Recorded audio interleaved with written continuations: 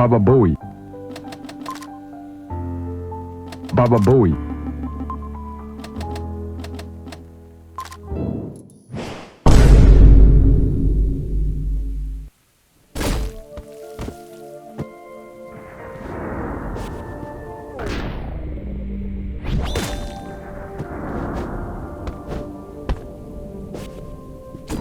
Baba Booey.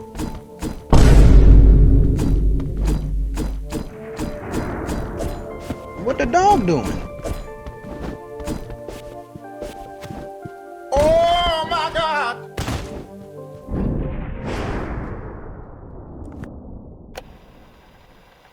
Hello friends, this is Utz, although there's no DNA evidence to Hello, Mario. This is Utz, available on iOS and Android. Hello friends, this is Utz, according to an anonymous source. Hello friends, this is Utz. I'm about 25% sure that I'm wrong. I wouldn't think much of it. Hello friends, this is Utz, according to a recently edited Wikipedia. Hello friends, this is Utz, or a very convincing voice impersonator. Hello friends, this is Utz, as recently revealed by J.K. Rowling. Baba Booey. Soy Utz, porque si no iba a tener su camiseta. Friends, this is Utz. I brought someone here that can confirm it. Hello friends, this is Utz. There's like a barcode on the back of my neck that should confirm it. Hello friends, this is Utz, version 1.69. Hello friends, this is Utz. Baba Booey.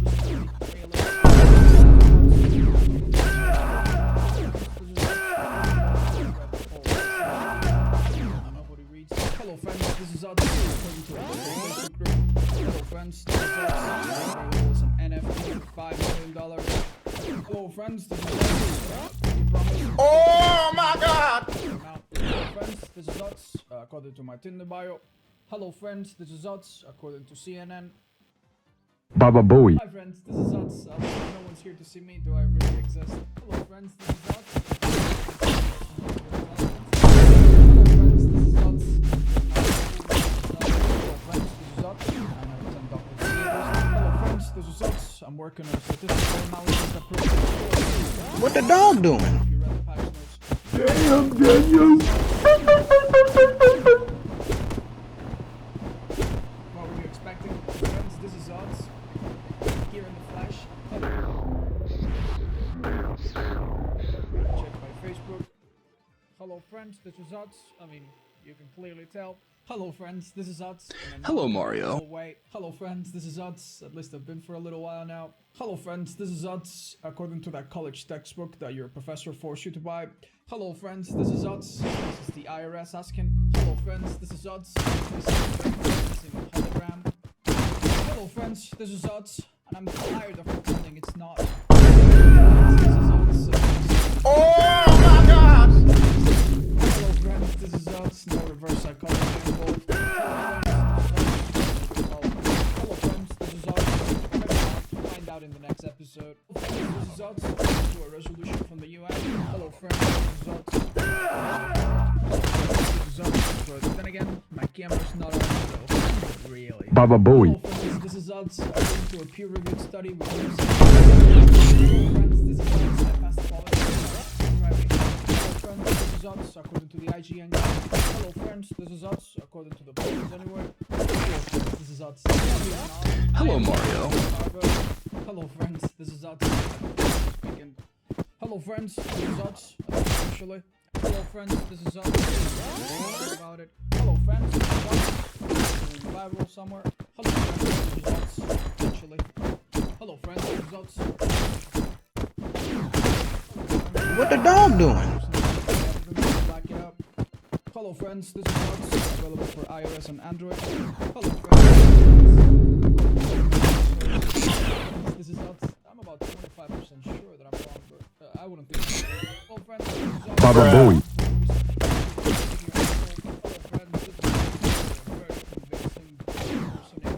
Hello friends, this is Utz. By J.K. Rowling. Amigos, soy Utz. Eso no iba a tener su camiseta. Friends, this is Utz. I brought someone here that can confirm it. Hello friends, this is Utz. There's like a barcode on the back of my neck that should Friends, this is Utz. According to a recent Hello friends, this is Utz. According to your Wix article. Hello friends, this is Utz. You would know it's like the whole license agreement thing that nobody reads. Hello friends, this is Utz. According to a local Facebook NFT for $5 million. Hello friends, this is Ots.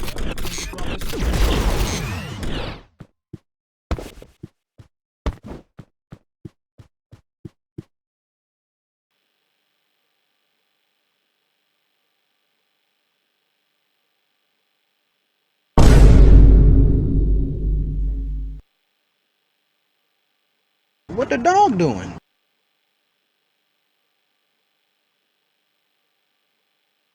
Baba Booey.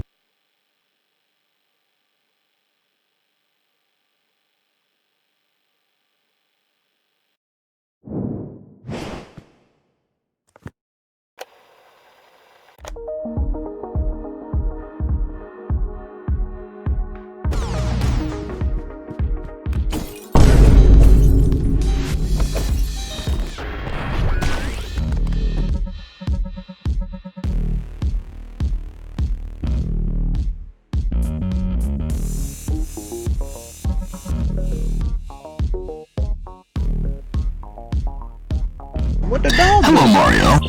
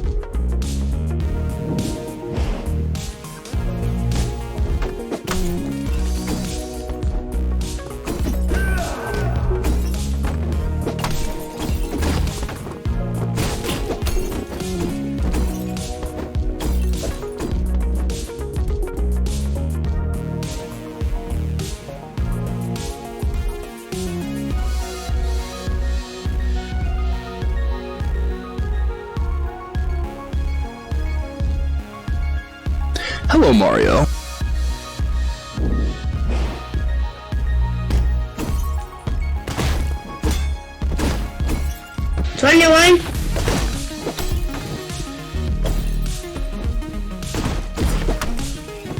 Baba Booey.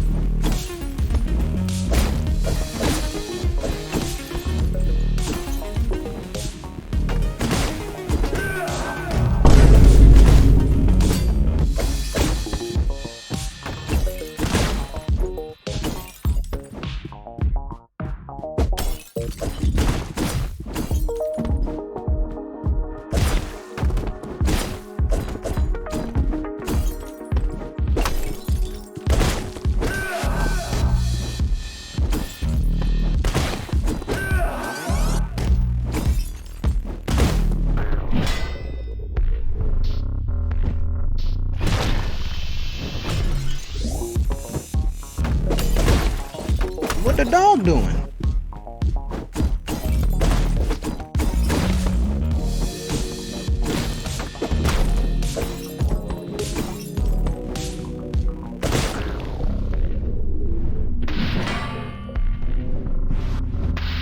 Oh my God!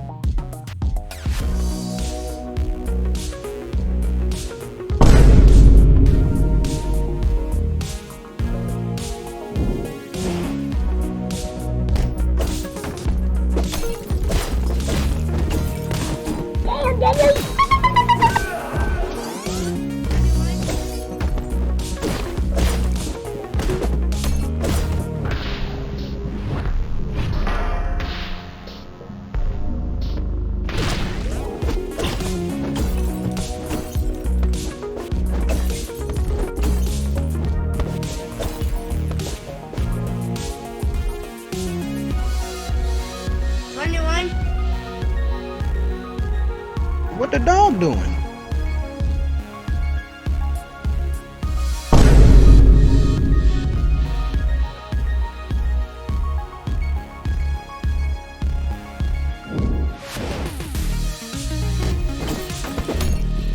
Baba Booey.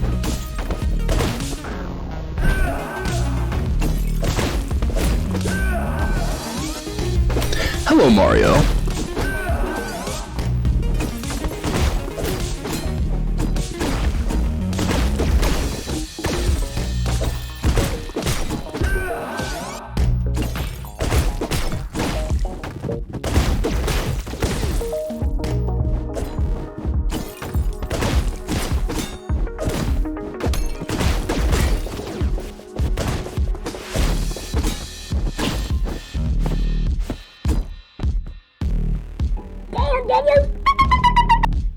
What the dog doing?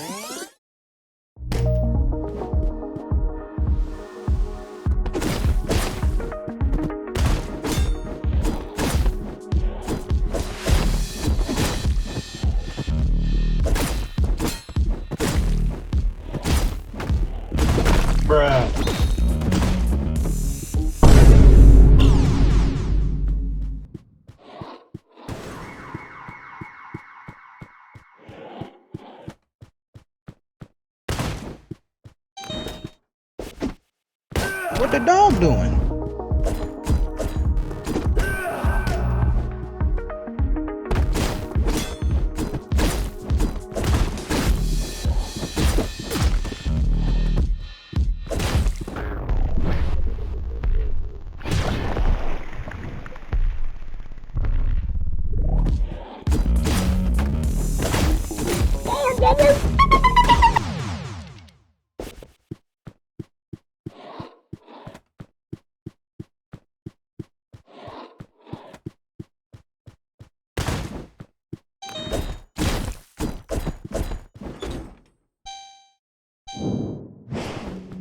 Hello, Mario.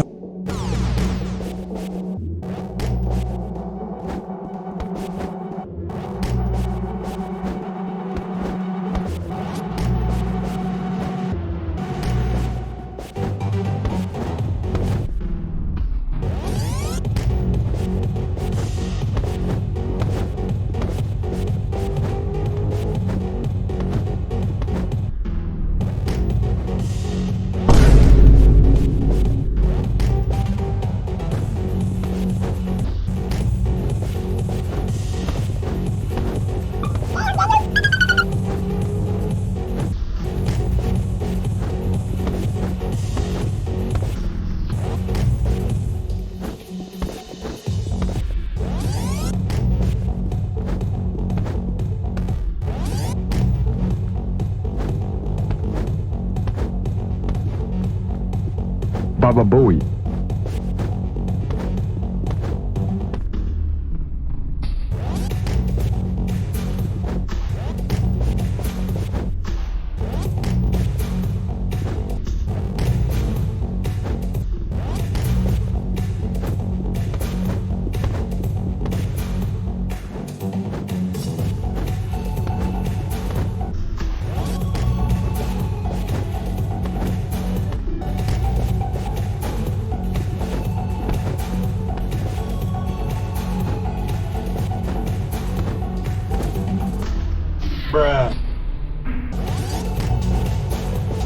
What the dog doing?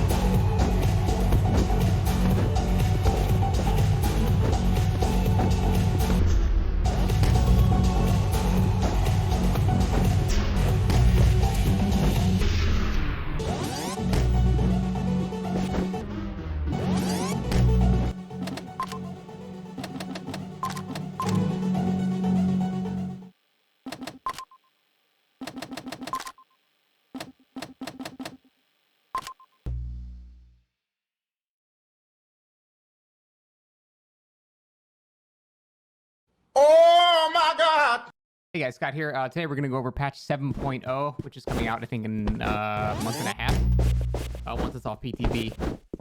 This is... I skimmed this briefly, and it seems like the best patch this game has ever had. I'm insanely excited for it. I just read some of it. But let's just go over exactly what they... Let me make this a little bigger so you guys can see. Alright, let's go over what they've actually changed. So first off, huge. Bloodlust has been removed. Bloodlust was a mechanic intended to help alleviate some earlier issues with map design, but most of these problems have been addressed, so the mechanic has been rendered unnecessary. This is something What that the dog I've been doing? requesting for a Baba while. Booey. The thing is, Bloodlust has been a necessary evil because a lot of maps are so badly designed that you need a basic handicap mechanic to allow you to, be able to down people at certain setups, like Haddonfield, for example. Like the House of Pain without Bloodlust is like, it takes forever. So the fact that they're so confident that they fixed these maps, that they don't need Bloodlust anymore, is both scary and very exciting at the same time. But let's go on. Hello, Mario. Loop money system. For those of you guys who don't know, the loop money system is basically tiles have certain weighting to them. Actually, no, they explain it here. The system has been in place for our random map generation for many years, and it was supposed to ensure extremely strong setups could not randomly spawn. Obviously, this was not the case, and we've addressed the value of random tiles in a more accurate manner. For example, long wall jungle gyms have had their strength weighting increased from 1.2 to 2.0. In comparison, an LT wall, that's TL wall, you heathens, have been decreased from 1.0 to 0.8. So I'm not, I get what these numbers mean, I just don't know what they're, I don't get what they're exactly, how they're implemented, but basically what they're saying is they're now weighting certain tiles stronger than others. So for example, a long wall jungle gym is now more heavily What the weighted dog than doing? it used to be, which is good, because it shows that the devs are acknowledging that certain tiles are just simply stronger than others, and you can't generate maps assuming that these tiles are all the same strength. So this is actually really important, and a really, really, really, really good change. Hopefully make things a bit more balanced when maps are being randomly generated. In addition to a more accurate measurement of randomly generated tiles, we've also implemented checks in place to prevent multiple strong tiles from chaining into each other, as the loot money system ensures the value is spread evenly across the map. That is very good. This means that Baba certain Booey. notorious setups like the shack tile connecting into several other structures cannot or should not occur. This is still somewhat experimental, so please bear with any exceptions. Yeah, so this shows that they really understand, like, at the high level, one of the main issues in the game is chaining tiles together. And in the hands of a very good Baba survivor, Booey. this is why maps like Fractured Cowshed are so ridiculous, because you can have the shack that's connected to a tile that's connected to another tile, and you can chain all these together with like zero pallet usage. It's ridiculous. So the fact that they're acknowledging this is actually huge. The effects of the perk Kindred have now become basic effects. Has now? Shouldn't it be have now? The effects of the perk Kindred has now become a baseline feature. In our ongoing attempts to bridge the difference between solo queue and survive with friends, we hope the baseline reading of Kindred will minimize the gap without imposing too much additional power to survivors. The perk Kindred now grants all survivors an 8% increase in generator repair speeds, while the killer remains within 12 meters of the hooked survivor. That's interesting. So it's actually like, now by default you can see your teammates are on the hook, so it's not going to benefit Survive with Friends at all, but it'll benefit solo queue players who frankly kind of get screwed over quite a bit. And now if, like, you see a Bubba face camping the guy, you actually all get a generator increase speed, or a speed increase. If you're actually using the perk Kindred rather than the baseline feature. That's actually pretty interesting. I kind of like that change. So it de-incentivizes camping because they'll do the gens even faster then.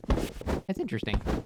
Huh. All hooks in the basement are now considered scourge hooks. This one is... that's a pretty obvious one. I don't know why they didn't at to begin with. It's like the basement that's supposed to be like the worst place to be hooked, so I think by default they should be scourge. What the hooks. That's a dog great doing? change. This is huge. Boon totems cannot be relit within 60 seconds of them being destroyed by the killer. So this makes it actually kind of worth it to destroy now. Go 5 seconds out of your way to break a totem. Whereas before, it would make no sense because as you break it and go chase someone, another guy just comes and sets it back up again and you've accomplished nothing. So the fact that there's now like a little bit of, I guess it's going to do like an enemy block on it, that little animation. So I think it's a good idea, especially when you're in like a smaller 3-gen setup. Not being able to reset a totem for a full minute is pretty significant. So I still hate boon totems, but I think that's a pretty good concession. So that's not bad. Self-healing speeds have been capped. This is literally like I made this. You can no longer have more than 100% increased self-healing speed by any means. This means you can never heal yourself faster than 8 seconds under any circumstances. This new cap does not apply to the healing of others. So I literally made a video exactly about this, as like this is one of the main problems. Like you shouldn't be able to self-carry yourself in 4 seconds by stacking like, you know, circle of healing and a green medkit. That's just silly. You should not be able to do that. So it seems like that is now the case. Now 8 seconds is 100% increased speed, so that's still like circle of healing. You still get the full benefit. I think it just means you can't stack circle of healing and a green medkit and body knowledge and like all that shit now. So that's great. I could not have asked for anything better. Added a concede match feature. This What the feature dog may be doing? used by survivors when a survivor Baba disconnects Booey. or dies within the first 2 minutes of any match. All remaining players must agree to end the match. This counts as a loss for the survivors, who receive 3,000 concession blood points. The killer receives blood points equal to the remaining hook stages left on all survivors in the trial, and the game is considered a win for the killer. This feature may be used by the killer after 5 minutes of match time if they have under 5 hook states. This is intended to be a genuine concession, not an I give up feature. So there are some requirements in place to ensure players do not give up too easily. This is actually a really good idea because I always feel so bad when, like, you know, I have someone down with 5 gens up and they disconnect, and then it's a 3v1 with 5 gens up. Like, they can't win that shit. It's impossible. So the fact that they can now concede instead of having to drag out a doomed match, I think is a really good idea. And the killer still gets blood points as if he hooked all those people as well. That's a really, really good idea, and I'm surprised they haven't added something like this earlier.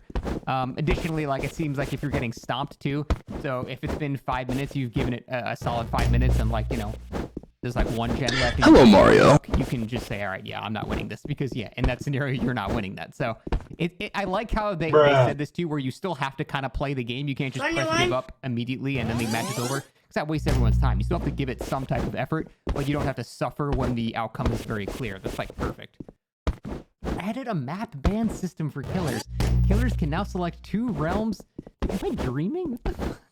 Killers can now select 2 realms to never be randomly selected. Map offerings can still force the map for either side. This change is intended to help certain killers who are very map dependent, and it should not hamper survivors' play, as survivors are usually minimally affected by the map, as their core mechanics are all the same. I could not agree more. I'm really curious what the interface of this is going to be. That is awesome. Killers now receive a 25% bonus to the total blood points for each survivor in a single group. Baba For example, Booey. 2 survivors in 2 groups would yield 50% bonus, while a full... Okay, so it's saying if you have like 2 separate groups of 2-mans, then you get a 50% bonus because the highest single group is 2 people. But if you have a full 4-man, then you get basically double blood points. This is intended to reward killers for enduring the additional challenge. What the dog doing? Survivors. That's awesome. I can't imagine a single person complaining about that. Perk tiers have been completely removed. Back when we first launched the game, we needed a money sink for blood points, and perk tiers were a good way to do that.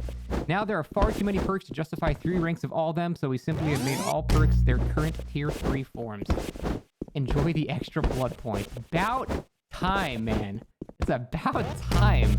There are so many perks in this game, and the grind is ridiculous. What a good... Is this actually real? Like, what the okay, let's keep going. Added additional measures to detect impossibilities done by cheating. While this is not foolproof, these measures should detect basic things like enhanced movement speed or having more than 4 perks. Unfortunately, it's nearly impossible to prevent all forms of cheating, but this is an ongoing process that we will not stop improving. That's fair. I mean, there's pretty much no game that has no cheating. I just think it's too easy to cheat in this game, but it seems like they're implementing some countermeasures, which is good. But I do agree with them that at the end of the day, you can't stop cheating. It's like almost impossible. So I think that's a good start. We'll see what that if it actually works or not. But all extremely large maps have had their size greatly reduced. This includes maps such as Mother's Dwelling and Chronos Asylum. Large maps have been problematic for a very long time as they incentivize the very uninteractive run straight playstyle many players have adapted to. Very true. We hope by shrinking large maps, the strategy will not be as effective as players will run into a map boundary far quicker if they choose to run directly straight. This change all serves to bring Hello, Mario. killers with strong movement abilities and those without. Yeah, awesome. Many of these changes are attempts to address the fundamental flaws that by Daylight has had for quite some time. Taking years of feedback, consolidated it into these changes that we hope will leave the game in a more balanced spot. Damn. I completely agree with basically everything on this list. I guess these are killer changes now. Legion. Post-fire fatigue is reduced from 4 to 3 seconds. Good, he needs that. For each survivor hit during a frenzy, the Legion's movement speed increases by 10% and their terror radius increases by 8 meters. Huh. So if you hit like 2 survivors, then you go 20% faster and you have 48 meter terror. Oh, so like the detection range is increasing, you can get to them faster. Legion's been underperforming all skill levels. Survivors keen on spreading out. What the dog doing? So the change in frenzy will offer the Legion better detection of distant survivors, as well as increased movement speed to get to them. Additionally, the increased speed of recovery after a frenzy will allow them to get a follow-up easier. That's cool. I had a whole rework thing where like I had like a disguise thing where you disguise as a survivor and lose your terror radius. Baba Booey. The effect was losing your terror radius. The disguise was a cosmetic different effect. But that, I mean, it seems like a pretty good concession, honestly. I think that is I think that's fine. Like, it's not like amazing or anything. He's still probably not going to be great if survivors spread out, but that, I think it's a pretty nice change. Hillbilly, remove the overheating mechanic. Fuck yeah, okay. Yeah, so there's add-ons that deal with that, though. Pig House buff changed the effect. The chainsaw no longer collides with the environment. It's like always Demon Rush. What is Demon Dash? Is it Rush or Dash? I don't know. There's restricted turning for remains. This will allow skilled hillbillies to curb around objects in a safer manner. Interesting. That's kind of cool for a purple add-on. And then Junkyard Air Filter. I don't even know what that is. That's probably an overheat add-on. Now increase 5% recovery speed. Fine. After over a year with the overheat mechanic, we found the mechanic to be unnecessary. The real strength of the original hillbilly came from stacking cooldown and charge speed add-ons. So the overheat mechanic was redundant when those add-ons were removed. Completely agree. It's like McLean's spirit is now buffing Billy again. The shape. Stock speed is now increased the further the target is away rather than decreased. The survivors who have been fully stalked are now permanently visible when the shape is in tier 3. I guess that means their auras are permanently visible. While in tier 3, the shape recovers from stuns 50% faster and brings pallets 20% faster. These effects do not stack with perks enduring and boost strength. We wanted to home in on the stalker aspect that has made Michael Myers Baba Booey. as such. Stalking survivors from a distance will now grant people within a faster rate, as it made no thematic sense to stalk survivors who will need to survive. Additionally, the more Myers stalks a survivor, he will eventually be able to know everything about them and see their auras while in tier 3. So we hope these changes will improve the theming of the shape as well as improve the strength. That's awesome. That's actually very similar to suggestions that I've had. That is very, very cool. I'm not sure how much better this will make them, but I mean, it seems like at the very least, this is just an objective buff. You can kind of like force some shit now. That's cool. The pig. The first puzzle box never contains the key to remove reverse bear trap. Interesting. Increase the movement speed of the pig by 10% while cracking. That's significant. The roar sound effect now plays once the dash has already begun, not when it's starting. So it takes it like a spam roar. Oh god. Pig nerf. Pig has been very reliant on luck, so we decided to add typo restricted to add a small amount of bad luck protection for her. As such, the first puzzle box will never contain the key that lets survivors remove the reverse bear trap. Odds remain the same past the first box. This is intended to What the dog doing? Reverse bear trap essentially do nothing, and the survivors are lucky. Good. Additionally, we have increased the speed of the pig while she's herself to incentivize that aspect of her hit more. Previously, she moved a bit too slowly to warrant walking around the map in the crowd form. I agree. You move slow as shit in that, so that's actually really nice. That'll actually make her stealth not a giant waste of time. Deathslinger, damn, movement speed increased to 115%. Normal movement speed. After removing the Instascope feature that many had an issue with, we neglected to give the Deathslinger any compensation. As such, she now moves at a normal killer movement speed. I feel like that's a lazy change, but also a welcome one. Like, I think I'm okay Baba with that. Booey. Because there are, like, range killers now that have, like, Crow Lady, the artist. She now has ranged attacks, and she has normal movement speed, so it's not like the archetype where if you have a ranged attack, you have to move slow now. Hello, Mario. Pyramid Head with double range add-ons is basically like a short range killer as well, almost like Deathslayer, and he's got normal movement speed too, so I think that's fair. Ghostface, improved reveal logic. This one is fairly simple yet very complicated. All players should be aware of is the reveal mechanic should now be more responsive for both sides. You should not be revealed behind walls, and you should be revealed in the open. Yeah, I'll believe it when I see it. Okay, I'll believe it when I fucking see it.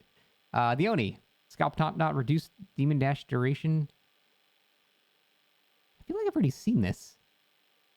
Didn't they already do this? Oh my god! I thought they already nerfed this. Maybe not. Or maybe like they went back on it or they changed the values. I'll have to check on that. I could have sworn they already changed that. Huh. Driver perk. Perk balance. Left behind. In addition to the Hello, Mario. your moving speed is increased by 7%. Okay, so if you're the last survivor, you basically just get hope. That's cool. Technician, remove the regression penalty for missing a skill check. I don't know why you have that to begin with. Technician, right now, you have a penalty for missing skill checks, which was really, really weird. I don't know why it's like that. No wither, you now start the trial. Hello, Mario. But can never be healed once injured. This is changed, and no wither people have been requesting for a really long time. So basically, the killer doesn't know you have no wither until they actually hit you, and then they see you're broken. So that's actually kind of cool, and Baba you Booey. can tank that first hit without having that huge penalty. Obviously, the killer's not going to plug you once they realize you have it, but you get an extra hit now with them, which is kind of huge. That's a really nice buff. Might actually be worth running. Flip-flop, remove the range requirement. I didn't even know there was a range requirement to flip-flop. You heal survivors on the ground 20% faster. Okay. So it was like a help your friends that are slug perk, and it's kind of got like a mini we're going to live forever now, so that's cool. And they removed range requirements. It's probably still not going to see use, but whatever. Kindred, while the killer remains in What the control. dog doing? Set up there, so you know with the kindred changes. Revenge strike now becomes disabled when booting a totem. That one was obvious. I think that was more an oversight than an actual buff or a nerf. That's just a change. When you cleanse a totem, it's supposed to disable that, so you're basically cleansing a totem. Oh, that's good. Circle of healing now grants 75% increased healing speed down from 100%. I think that's reasonable. It's still incredibly fast, but I think that's an acceptable nerf. I still hate the perk, but killer perk, Beast of Prey. After chasing the survivor for 15 seconds, that survivor can no longer... Oh, because bloodlust is gone. They have to change it. That survivor can no longer see your stain until you successfully hit them with a damaging attack. Huh. So that was the original duration to get bloodlust. But now they can no longer see your stain until you hit them. So that means it lasts like the entire match until you actually hit them. So you could actually chase someone for 15 seconds and go chase someone else, and you'd still have it on that original survivor. It could be interesting. I'd still prefer moonwalking, but that's kind of interesting. It's definitely better than it used to be. Predator. Scratches are now animated and flow in the direction survivors are running. Oh, cool. Additionally, scratches can now be seen through walls. Huh. That'll be good for indoor maps and tracking. Yeah, that'll actually be useful on indoor maps. On outdoor maps, it's not really going to do much, but yeah, like losing scratches through multiple hallways and Larry's, being able to see it through walls Baba now and Booey. seeing which way exactly they're running, that's nice. I like that change. Predator might actually be a useful perk. Lightborn. Now no longer causes flashlight beams to not thin. This allows it to deceive players who think they're able to blind the killer. Oh, okay, so right now when you have Lightborn and you try to blind someone, your flashlight isn't thin, so you immediately know they have Lightborn and you stop trying to flash them. This makes it so they think that they're still blinding you, but you're not getting blinded. I actually like that a lot. That actually makes it useful as like a deceptive tool as well. That's really good. Good change. Strider no longer counter fire. Well, okay, so they just reverted that again. I guess because they changed the original, decided to change that back. Huntress Lullaby no longer requires tokens. Always removes the sound effect of skill checks. Huh. So you just get that effect outright. That's pretty good. That actually is pretty good. I could see that being useful on a couple of them. I feel like it's going to be rough on new players, but then again, new players are probably getting 5 stacks of it anyway, so it doesn't really matter. All these perks are severely underused, so we decided to increase the variability of bug fixes fix an issue that caused survivors to rarely make no sound while in dying state. Yeah, okay. Fix an issue that caused survivors to be unable to be picked up. Okay, yeah, like when they get stuck on the wall, that's really good. Fix an issue where stop. Hello, Mario. Okay,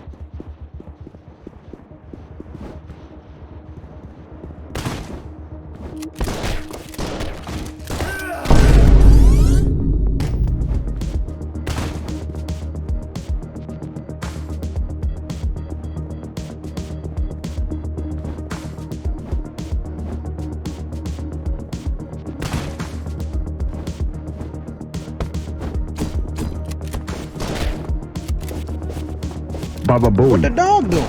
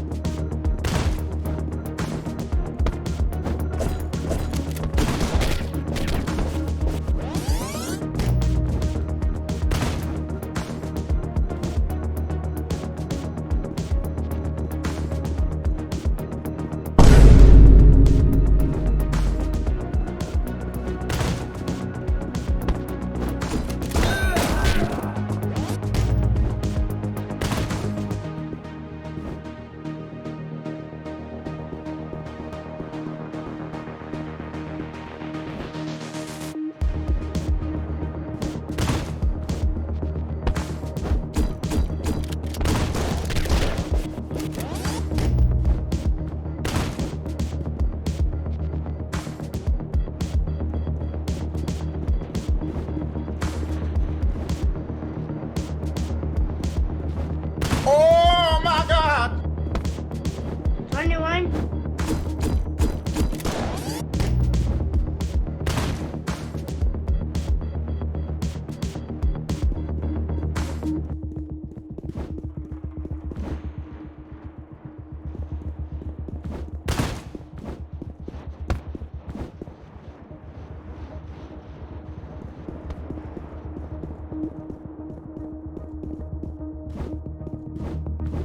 Bruh.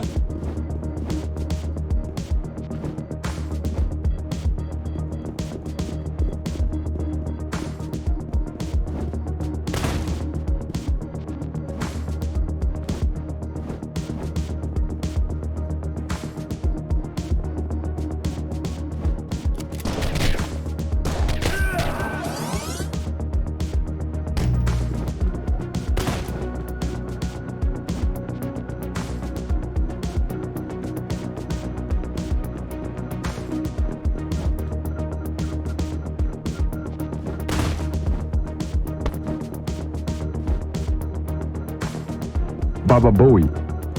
Hello, Mario. What the dog doing?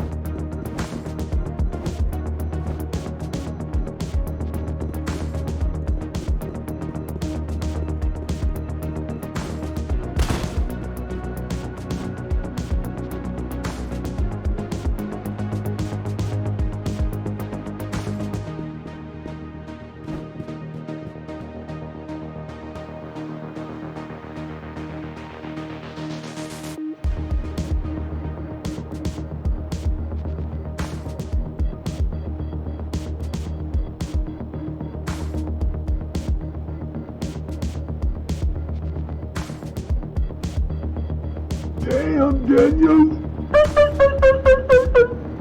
Damn, Daniel. Damn, Daniel.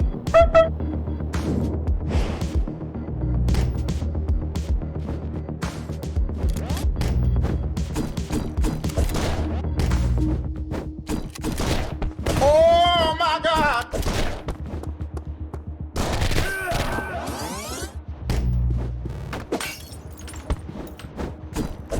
Baba Booey.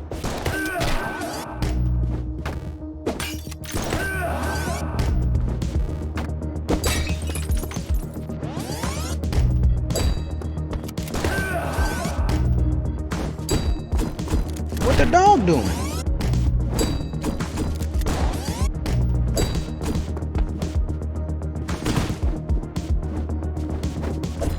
Bruh. Baba Booey.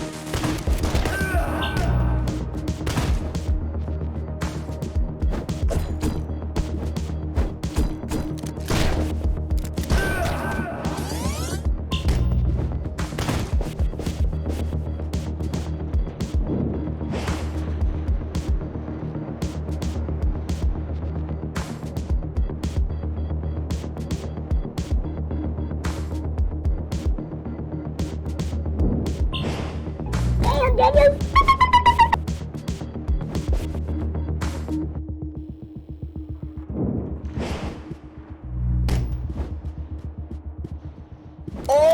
my God!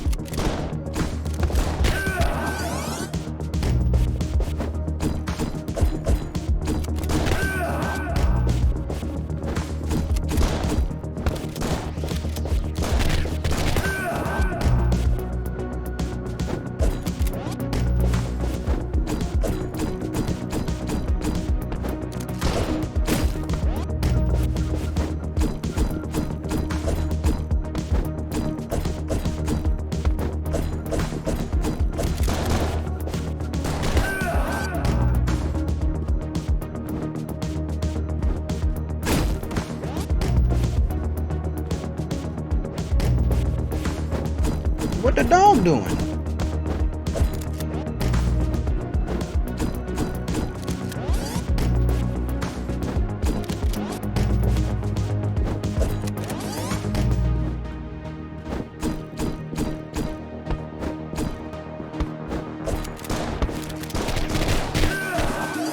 Baba Booey.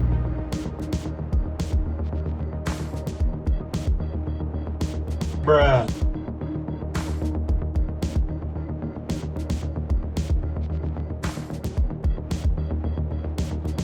Hello everyone, my name is Srini and welcome back to more Katana Zero. Last time we went to a nightclub and found some kind of deadmau wannabe, made an end to his life, and I was told not to talk to him because I don't know what's around. Right, so the next assignment, the one for this mission, Fa Yuan, political descendant and legal. Hello, Mario. Oh my What if I have God! no choice though? What then? And some beautiful music.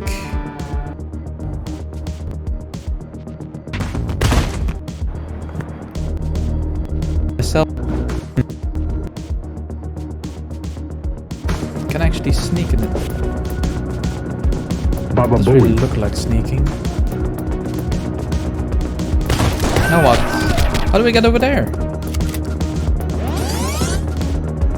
He says he needs to be more efficient, but it's pretty much.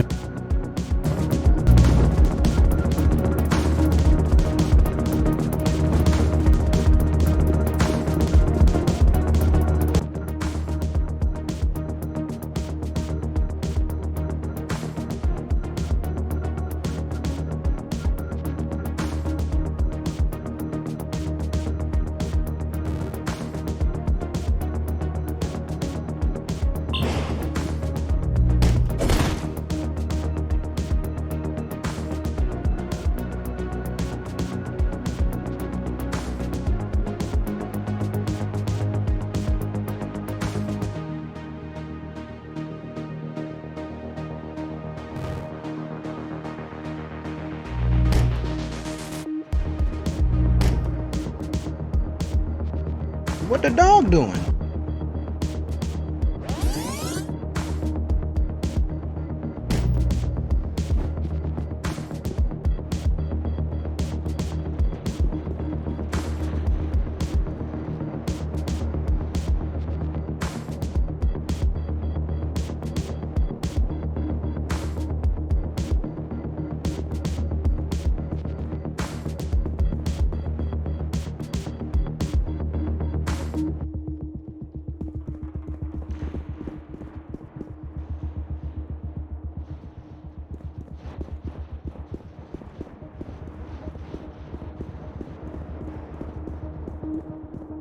Oh my God! Baba Booey.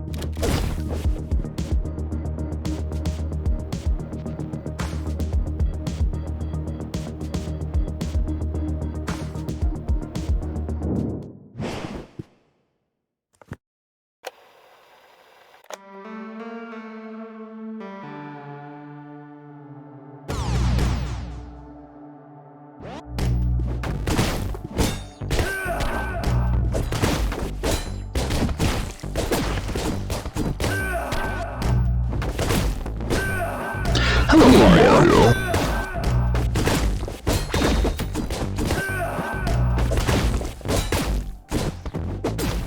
Oh my God!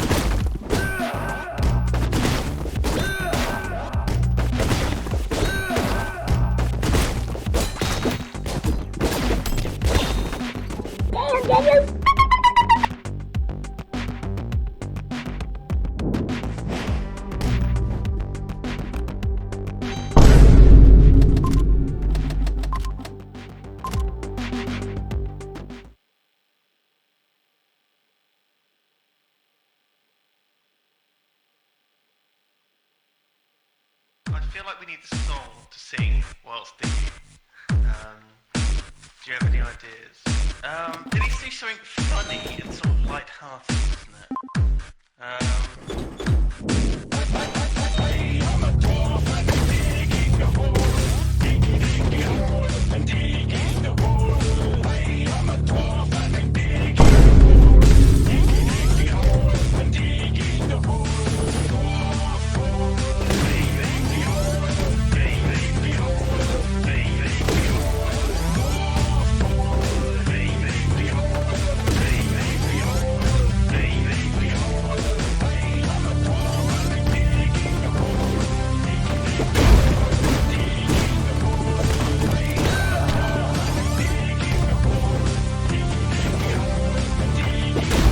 What the dog doing?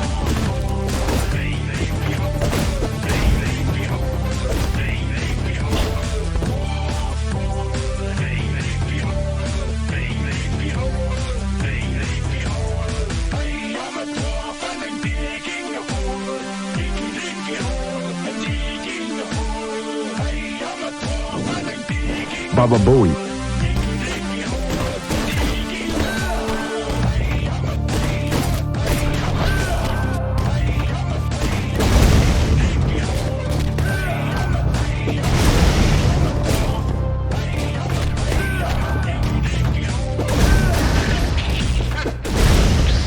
Oh my goodness me.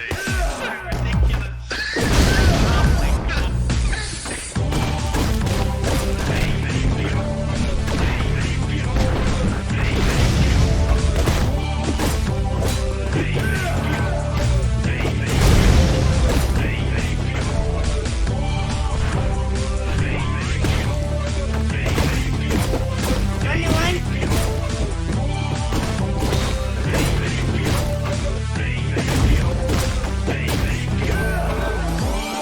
Baba Booey.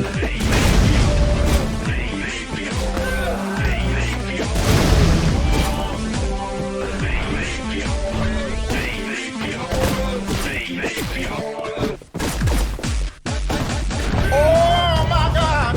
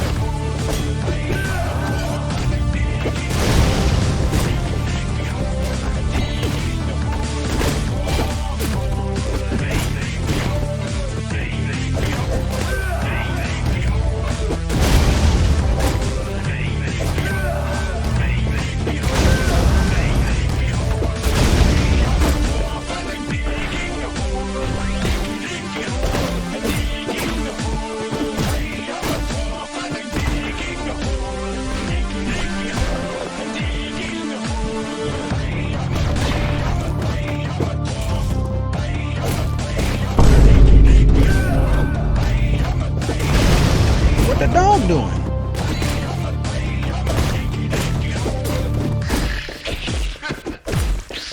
Oh my goodness me. So ridiculous. Oh my God.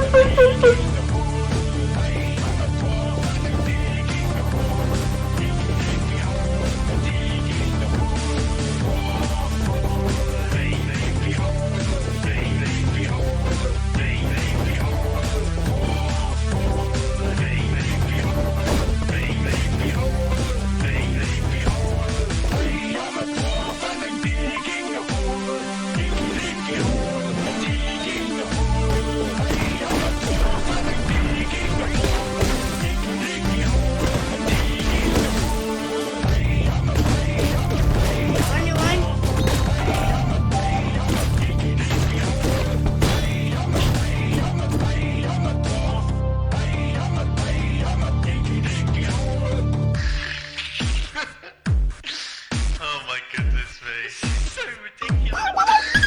Oh my god.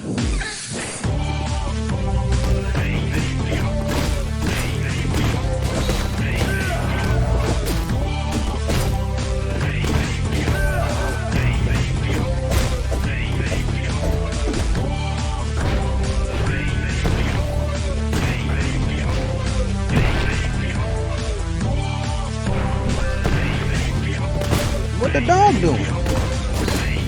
Hello, Mario. Hello, Mario. Hello, Mario. Hello, Mario. Hello.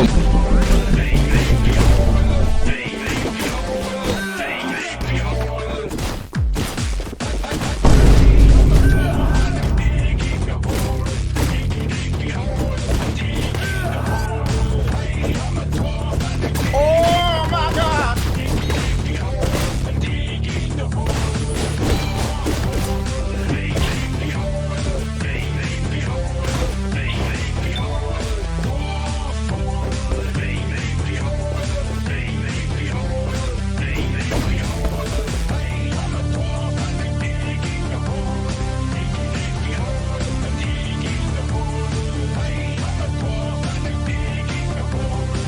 Hello, my name is Junior Egg and I have every mental illness. Today, I'm going to be reviewing all of them. Generalized anxiety disorder. Gonna give this one a 3 out of 10. It can be debilitating, but we have a lot of social and medical research that somebody with generalized anxiety disorder can get through life these days with simple lifestyle change or some medication. So definitely good, but could be a lot better. For this reason, I'm gonna give all the phobias a 3 out of 10 as well, except for the more debilitating ones like agoraphobia, which makes you unable to go outside, and somnophobia, which makes it difficult to fall asleep. Social anxiety, I'm gonna give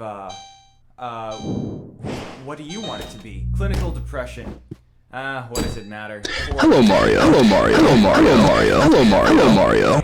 But it suffers from a lot of the same problems as anxiety. It's widespread, and there's well-known treatments available for it. Not all of those treatments work, mind you, but it's a start. Depression, when combined with another major mental illness, is not perfect. But depression by itself lacks that oomph that really makes it pop. Substance abuse and disorder is the exact same thing. 3 out of 10.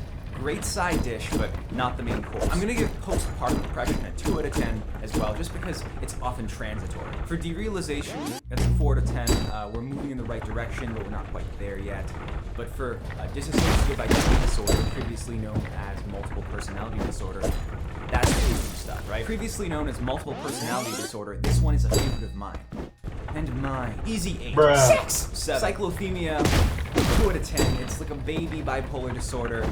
Keep trying, champ. 6 out of 10, alright? You've got the depressive slumps, that's great. You've got the hypermania, cool, but you gotta get into the mania or hypermania category to really get the top spot. So, good, but room for improvement. Now we're talking followed by the mania, or sometimes even hypermania associated with psychosis. It's a 9 out of 10, but next week it's going to be a 1. Mania, I'm gonna give an 11 out of 10. Nothing could be better. Want to have sex. Delusional disorder is just kind of like a baby schizophrenia. 2 out of 10. What the dog Not doing? very exciting. You just have a delusion. Like maybe you think that your brain is filled with spiders or something, but that one's true. You just haven't checked. Psychosis is another schizophrenia baby. 4 out of 10. A little vague. Could be transitory, you know. Maybe it's permanent psychosis. Schizophrenia, this is an easy one for me. 10. I admit I'm a little biased because it is my schizophrenia. It allows me to have every mental illness simultaneously. simultaneously. Schizophrenia really has it all. The negative symptoms drain your will to do anything. Feel positive emotions. Positive symptoms put delusions in your head, dissolve your ego, and the medications for it are often compared to symptoms. One of the best mental illnesses you can get. 10 out of 10. Highly recommended. If you have schizophrenia in your family, please do mushrooms and LSD. Schizoaffective disorder is when schizophrenia is paired with a mood disorder. One of the most common types of schizoaffective is schizoaffective bipolar, which I'm going to give a 0 out of 10 and 10 out of 10 simultaneously. What's not to love? Alright, so I've got a list of eating disorders here. Let's just try to chomp through these, really just get them out of our system and keep going. Anorexia and bulimia, I'm going to give both of these 5 out of 10s, especially when they're really bad. Pica is just so great. You know, you're eating nails and cereals and shit. Your body probably doesn't have enough iron. 7.5 out of 10. Restrictive food eating disorder, that's like, I don't know, have you seen that documentary where that guy can only eat... Oh my god! 3.5, it's very interesting, but not totally debilitating, and you can work your life around it. You're just going to be eating a lot of craft dinner. Body dysmorphia is when you have a distorted sense of self. Hello, Mario. Hello, Mario. Hello, Mario. Hello, Mario. Which makes it 2.5. I'm bullish body dysmorphia. I think TikTok, for example, getting plastic surgery to make themselves look more like they look. What the dog doing? I think that'll lead to some good stuff. Body integrity dysphoria. People with BID are uncomfortable being able-bodied and seem to become disabled in some way. So, for example, Mario. some people might want to be amputated and thus amputate their legs. This one, a 9 out of 10. This is Mario. That we should all strive to adopt this. OCD, 8.5 out of 10. This one is actually super. Baba Booey. Baba Booey. What the dog doing? You gotta really. Oh my god! Obsessive compulsive personality disorder. That's a different illness. Baba Booey. Turning your faucet sink on and off. You're doing that while you're filled with this feeling of anxiety. That something bad will happen if you don't do the repetitive action. Those thoughts will be repeatedly in your head. You can be anxious about something happening and you just can't stop thinking about that thing happening. That thing that you don't want to happen just keeps playing in your head. Very debilitating, almost no upside. Kleptomania, pyromania, all the manias, 7 out of 10, enjoy your life. And now let's just blow through the personality disorders real quick. Antisocial personality disorder, also called Baba Booey. sociopathy or psychopathy.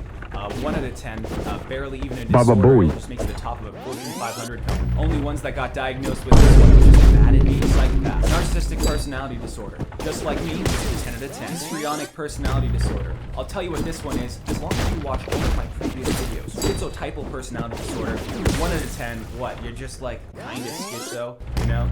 You can still live a normal life. Baba Booey. Focus, you can even turn that onset schizophrenia into a nichely successful. What the dog doing? You could also argue that slightly schizophrenic thinking, i.e. pattern creation, is a form of neurodivergence, and it works in a similar way laterally that autism works. Avoidant personality disorder, you want to connect with people, but you're unable to, you fear rejection, criticism, you'll never leave Hello, your house Mario. because you're worried of somebody judging you. Vortex. Schizoid personality disorder, you basically have all the negative symptoms of schizophrenia without any of the positives. And this is typically a lifelong thing instead of onset and like. So you can give this one a 5 out of 10 because it has half the symptoms of schizophrenia. Borderline personality disorder. I think this is the big one. You gotta give this one an 8. You know, it's a great time. You're yelling, you're screaming. Baba Booey. You stepped on your shoe by accident. You have no control over your emotions. You smash your phone because you lost a video game and you break it into a million pieces. You're constantly breaking down. You're often getting hospitalized multiple times a month. When you feel like someone's going to leave you, you freak out because you're Baba Booey. first thing to deal with your illness. Solid mental illness, 8 out of 10. Would PTSD and complex PTSD, trauma etched into your memory like a black hole. All thoughts lead to the same moment over and over again. The same feeling in your gut over and over. 5.5 out of 10 solid stuff. Okay, so the following 3, there's some debate as to whether or not you want to call them mental illnesses or not, but they're widely regarded as such, so we're going to cover them here. Baba Booey. I think this one a cautious 5 out of 10. You could make a pretty good argument that it is vertical thinking, neurodivergence, which allows you to really deep into a subject or a topic. Definitely can be debilitating, but it depends on how bad it is. Lots of different kinds. ADD/ADHD. What the dog doing? And the only problem with this one is once you're on the medication for it, you might be actually more productive than most neurotypicals. So just give everybody speed. Dementia, 9 out of 10. No officially known cure yet. Some interesting treatments and And last but not least, be mentally sound. NA doesn't exist, no such thing. And if they do, then we should kill them. That's every major mental disorder, plus a couple of niche Hello, ones. Mario. There's obviously many more niche ones we could talk about at another time. Those were all just my reviews. I'd love to read your reviews in the comments below. And that's all for now. Stay ill.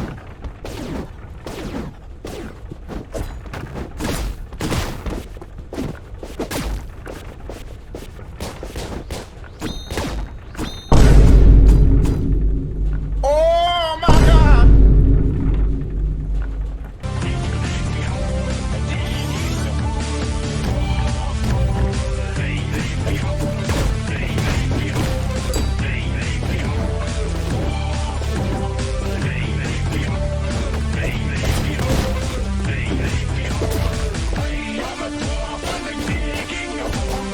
Baba Bowie.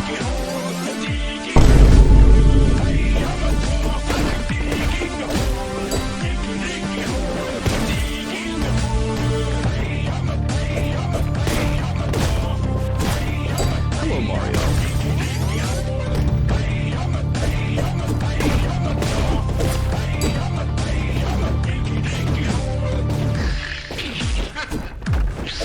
Oh my goodness me. So ridiculous. Oh my god. What the dog doing?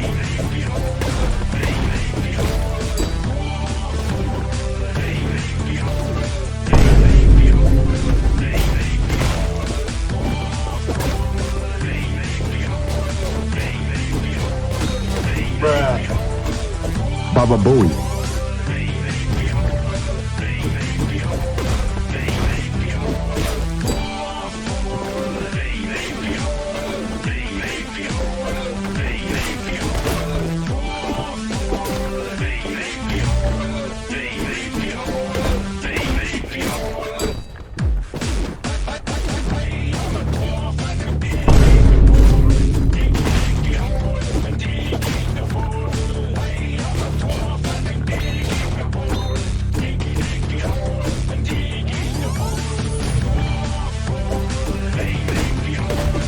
Oh my God!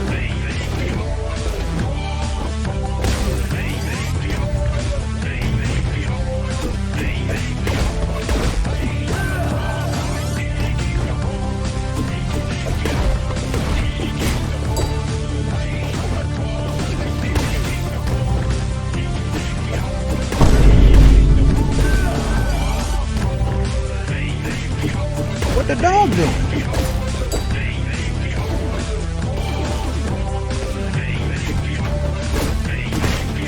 Baba Bowie.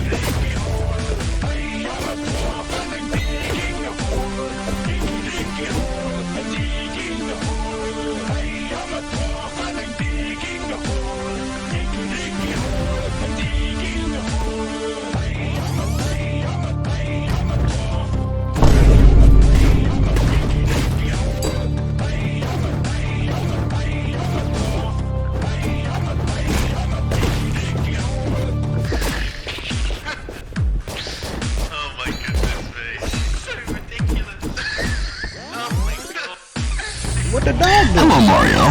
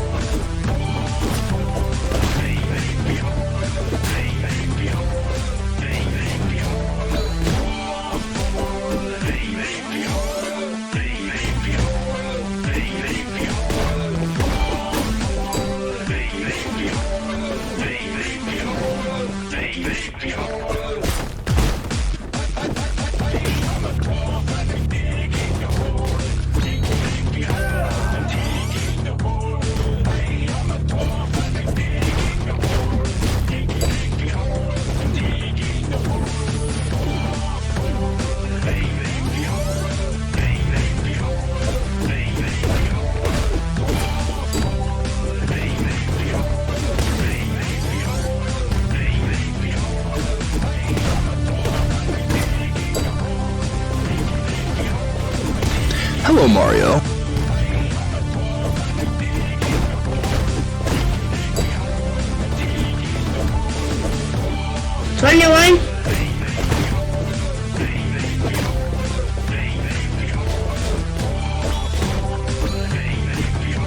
Baba Booey.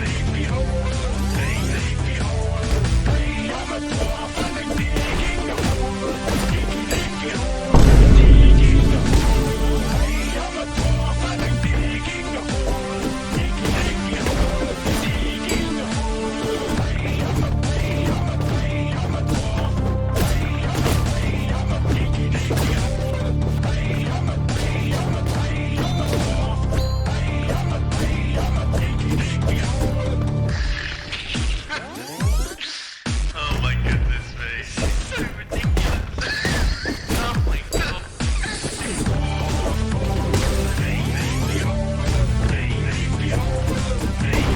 What the dog doing?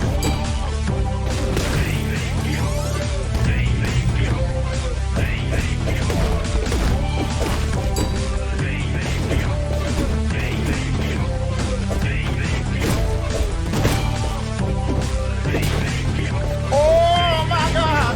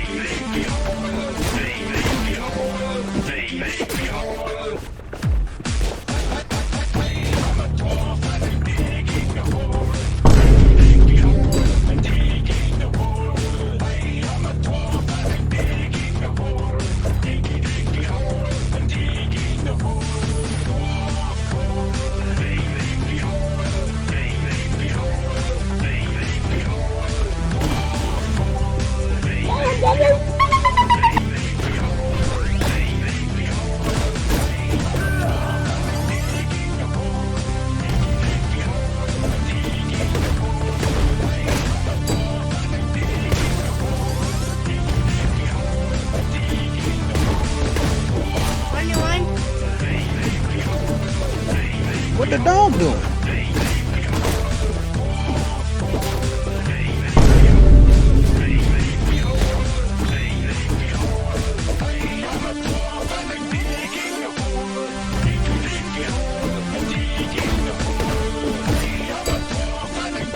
Baba Booey.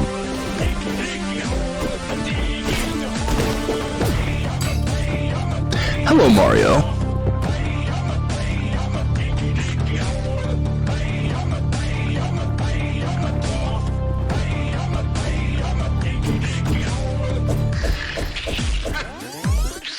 Oh my goodness me. So ridiculous. Oh my god.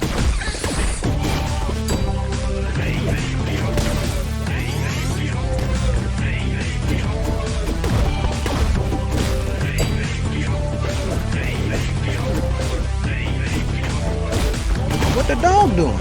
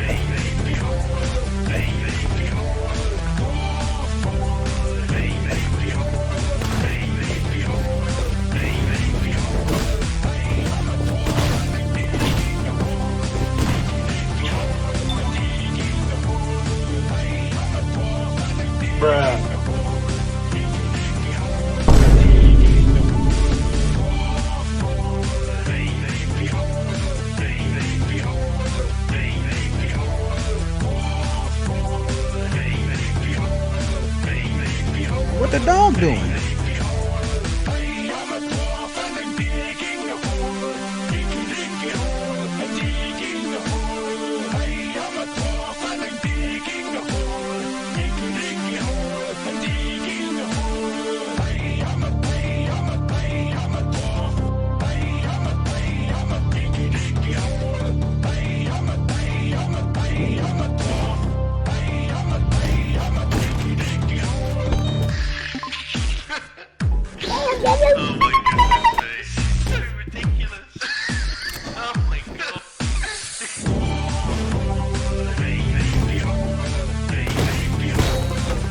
Hello, Mario.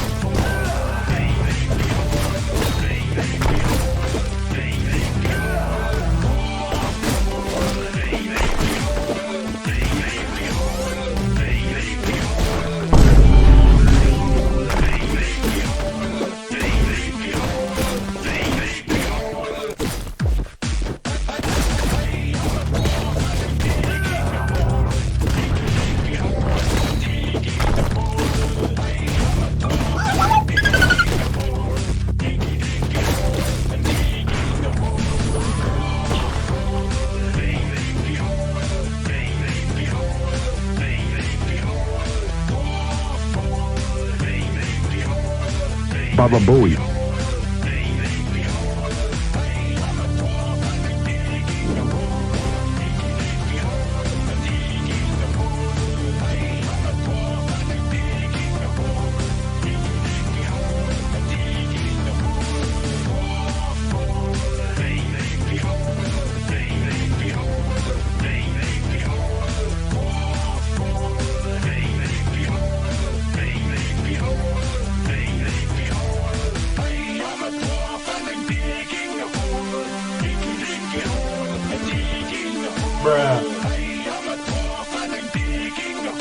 What the dog doing?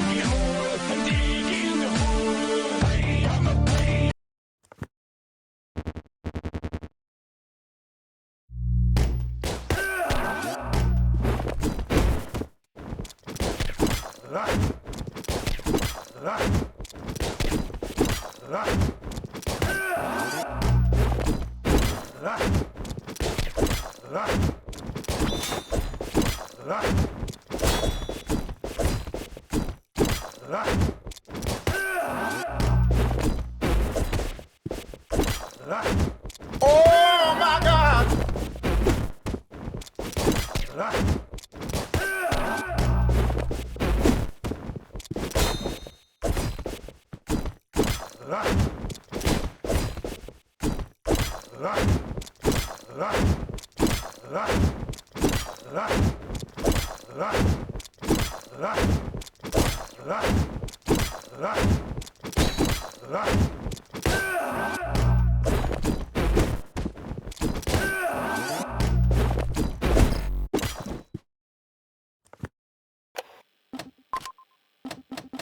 What the dog doing? Baba Booey.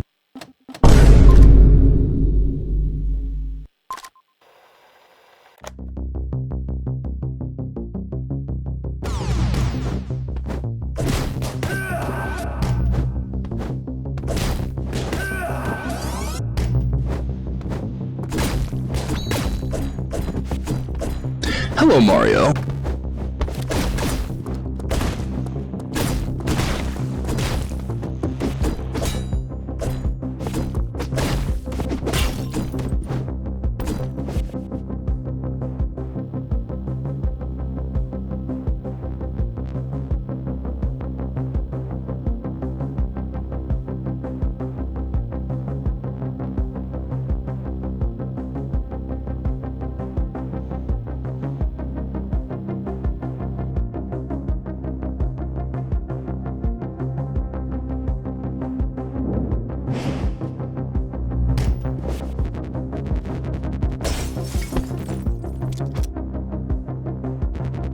What the dog doing?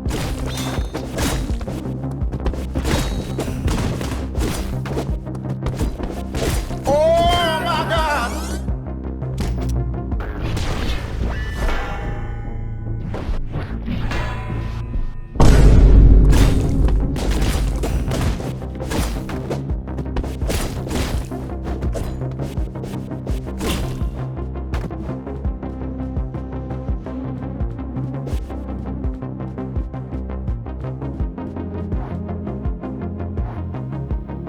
Baba Booey.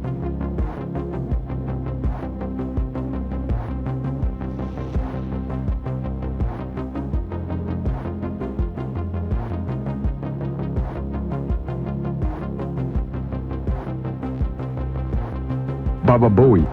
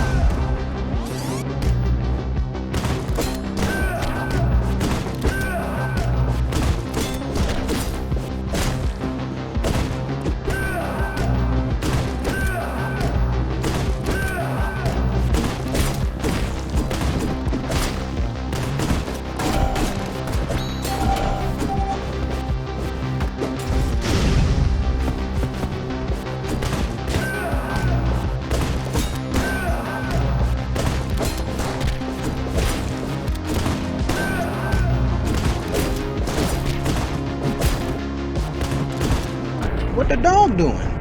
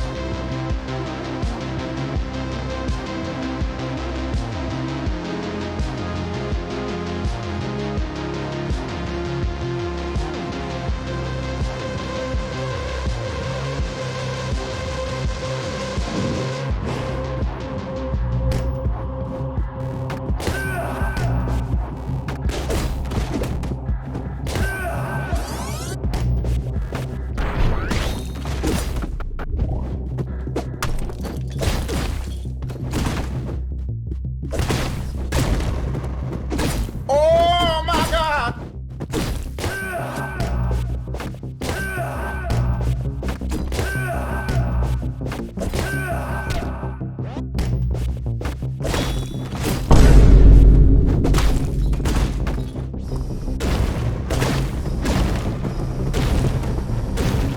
What the dog doing? Baba Booey.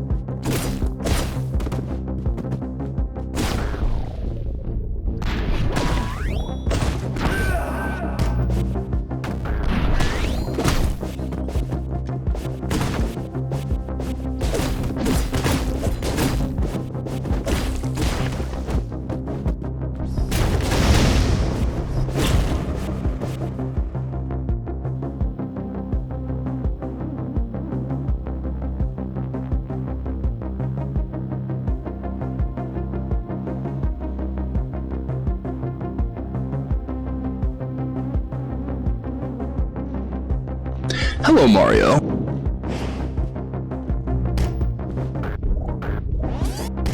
Bruh.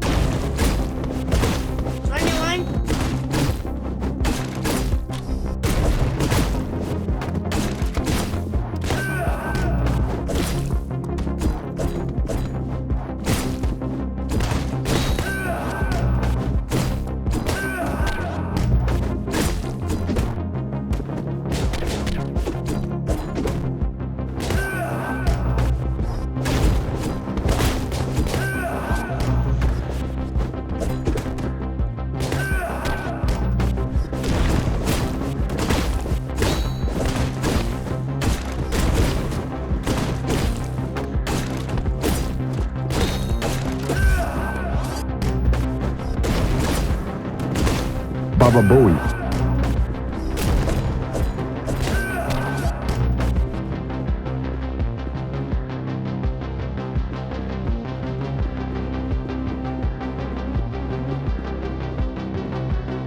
the dog doing?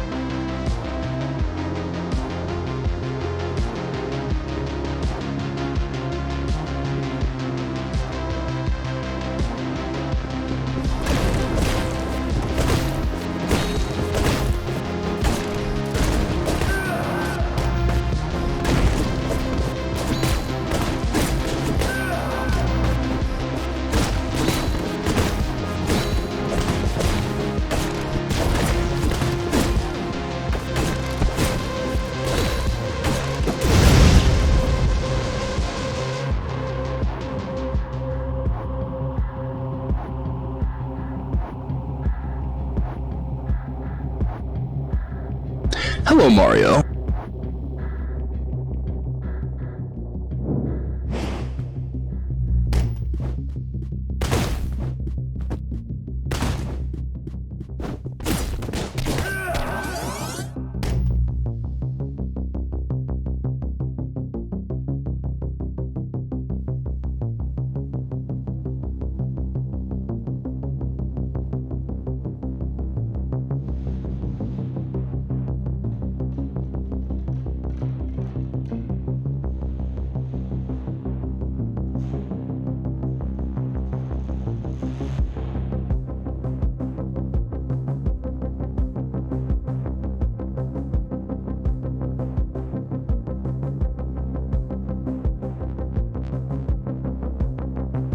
What the dog doing?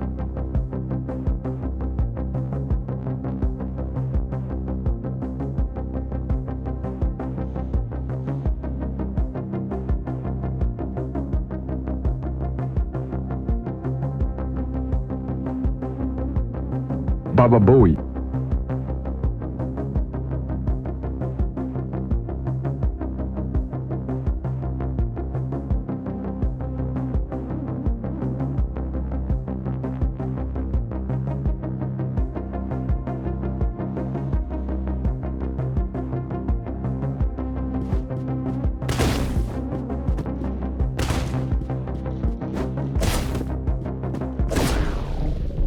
Oh my God!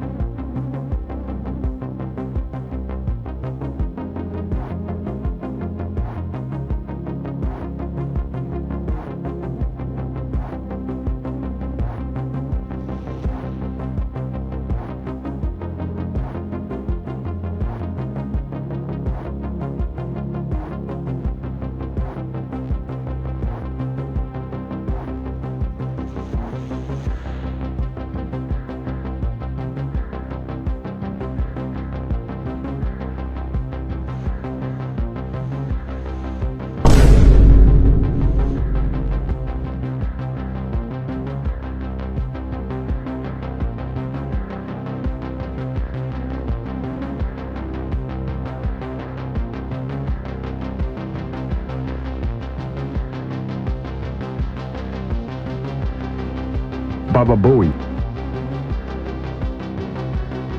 21.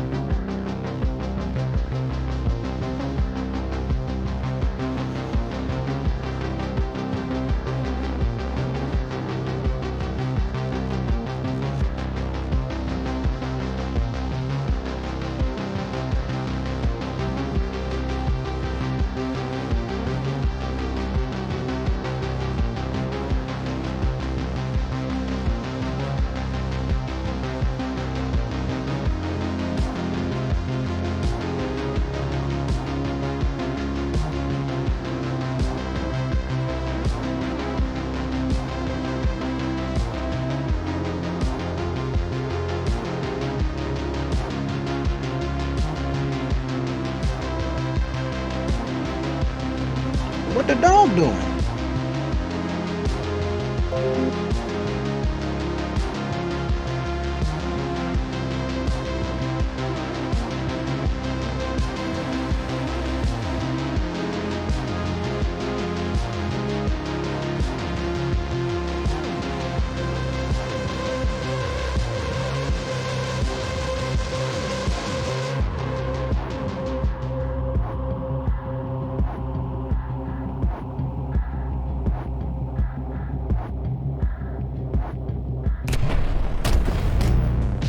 Baba Booey.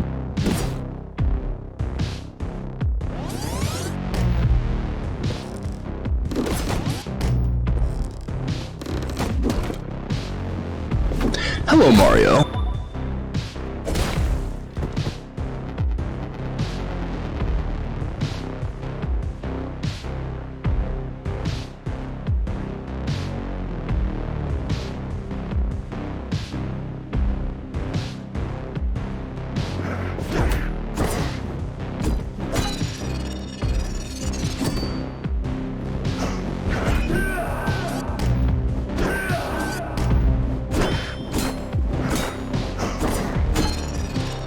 Oh my God!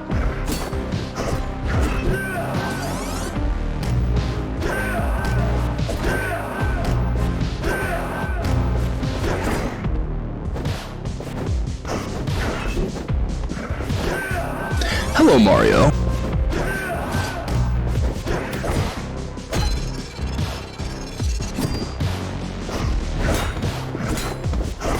21.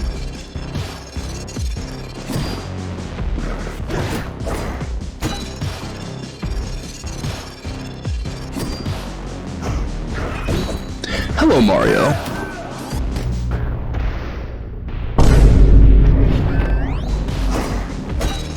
Bruh.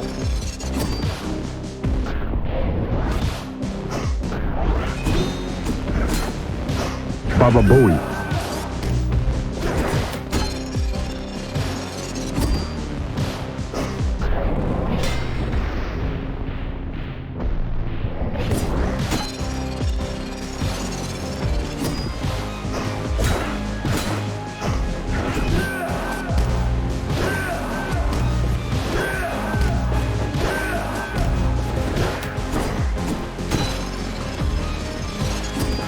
What the dog doing?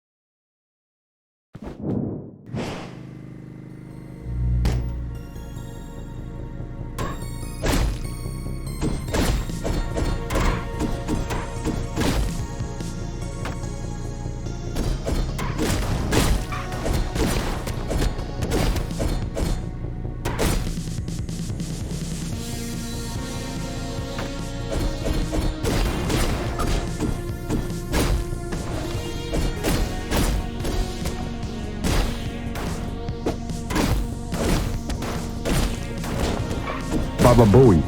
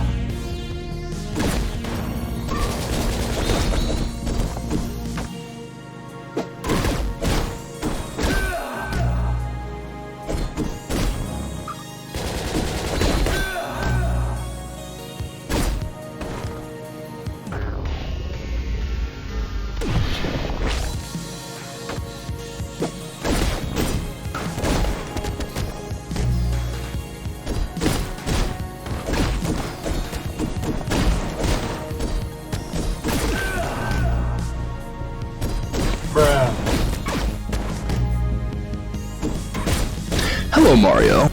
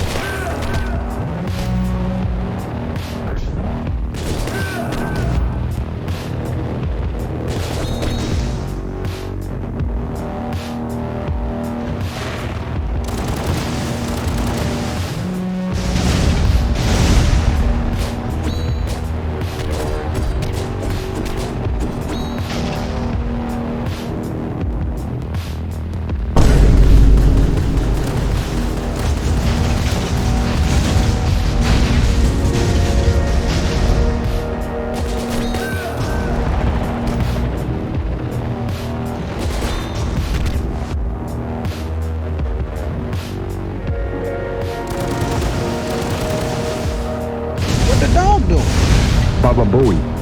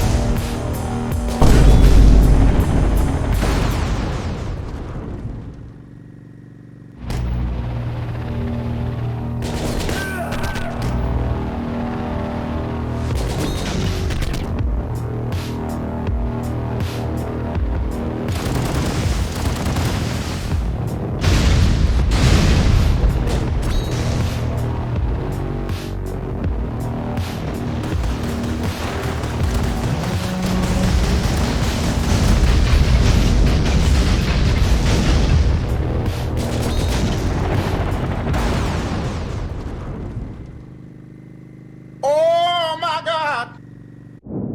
21.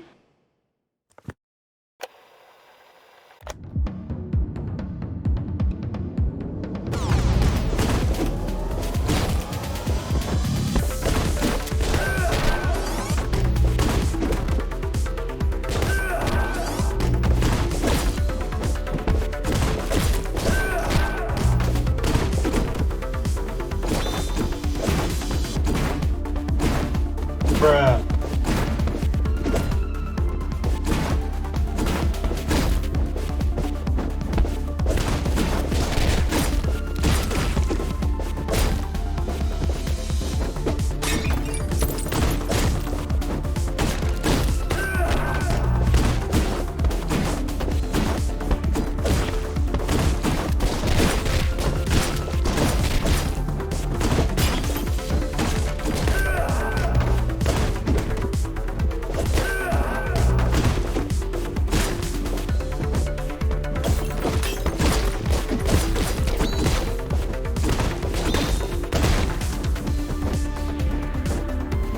Hello, Baba Mario. Booey.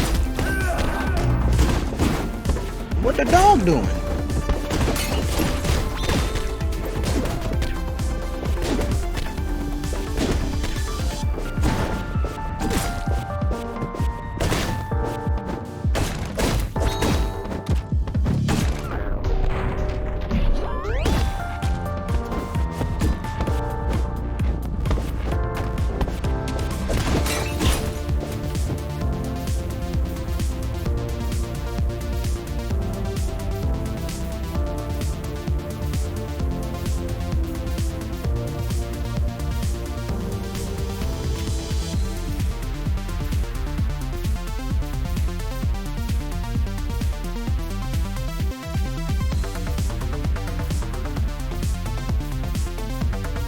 Damn, Daniel.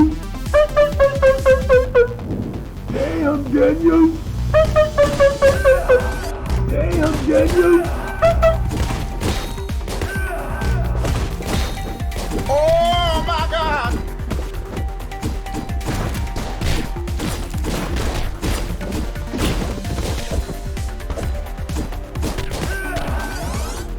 Baba Booey.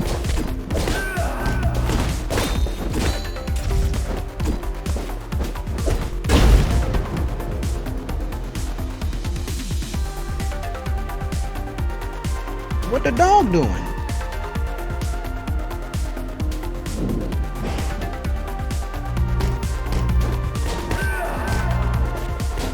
Bruh. Baba Booey.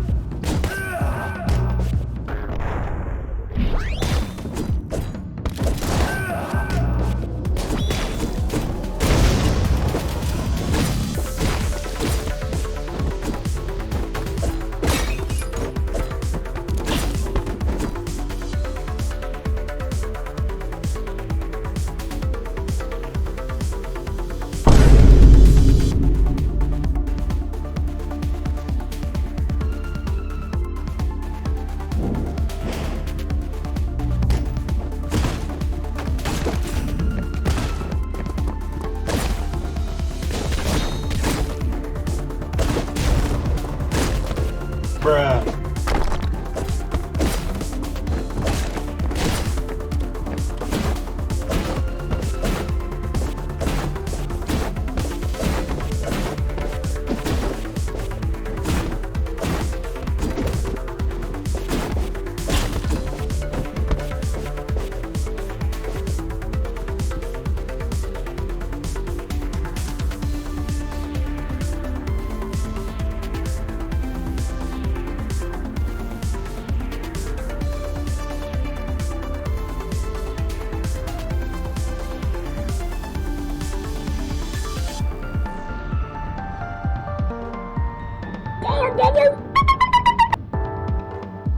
Oh my God!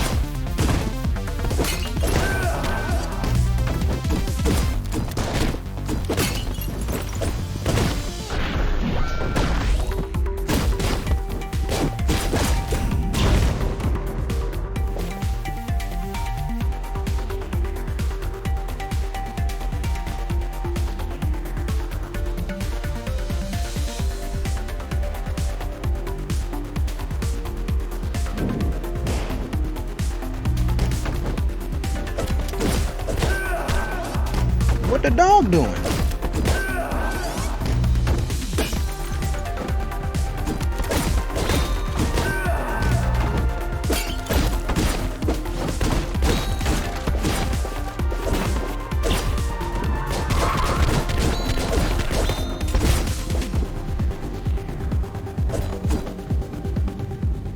Baba Booey.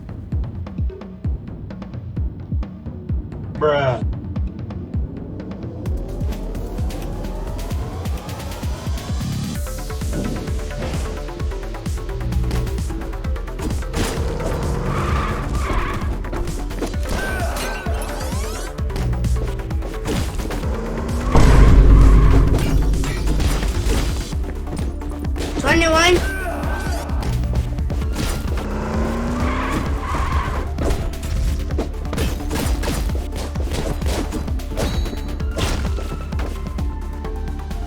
Hello, Mario. Oh my God!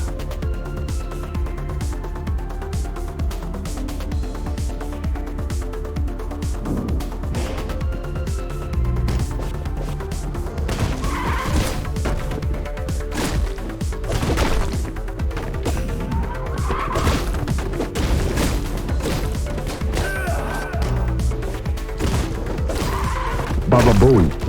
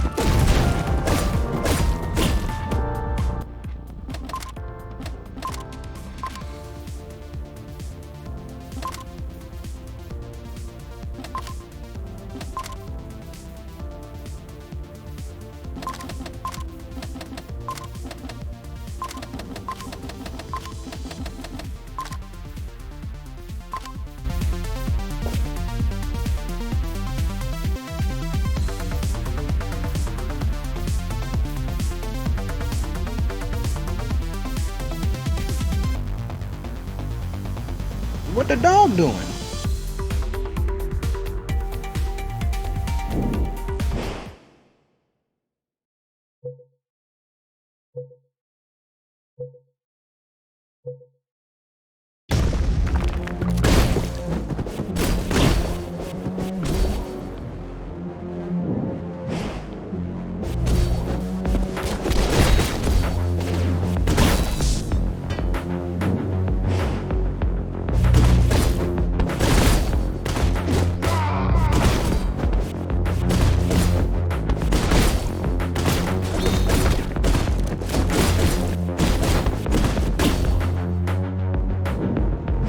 Oh my God! Baba Booey.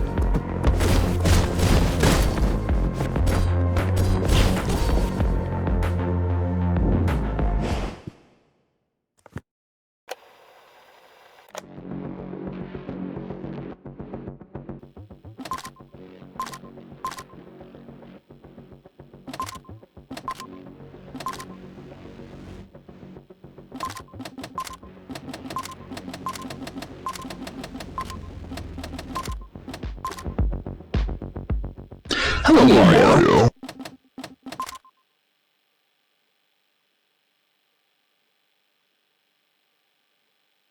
Oh Released my in April God! of 2019, Katana Zero is an action platformer where a Japanese swordsman slices and dices his way through goons as he hunts down targets to be assassinated, assisted by a special precognition ability he has that lets him see into the future to determine the best path forward.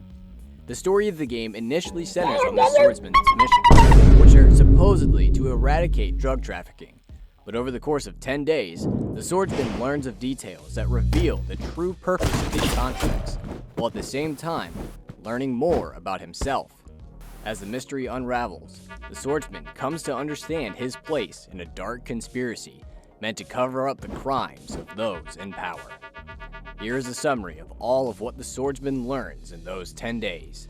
The story of Katana Zero.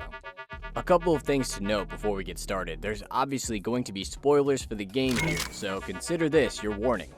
Also, for the dialogue choices in the game, I tried to include all relevant information from the dialogues as I could, but may have cut some stuff out if it wasn't relevant or was stated earlier.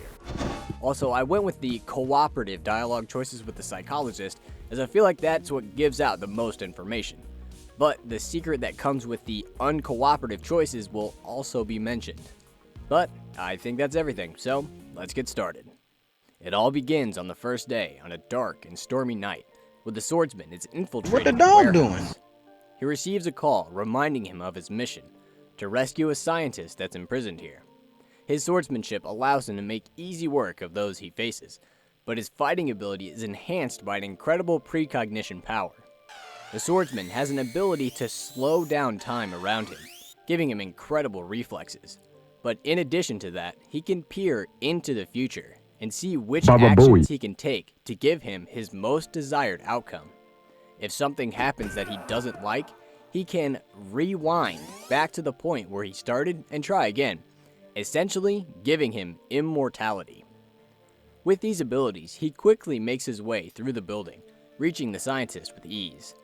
The two begin to make their escape until suddenly, the collar around the scientist's neck detonates, blowing up his head in a gory explosion. A blue-haired man appears, laughing at the carnage.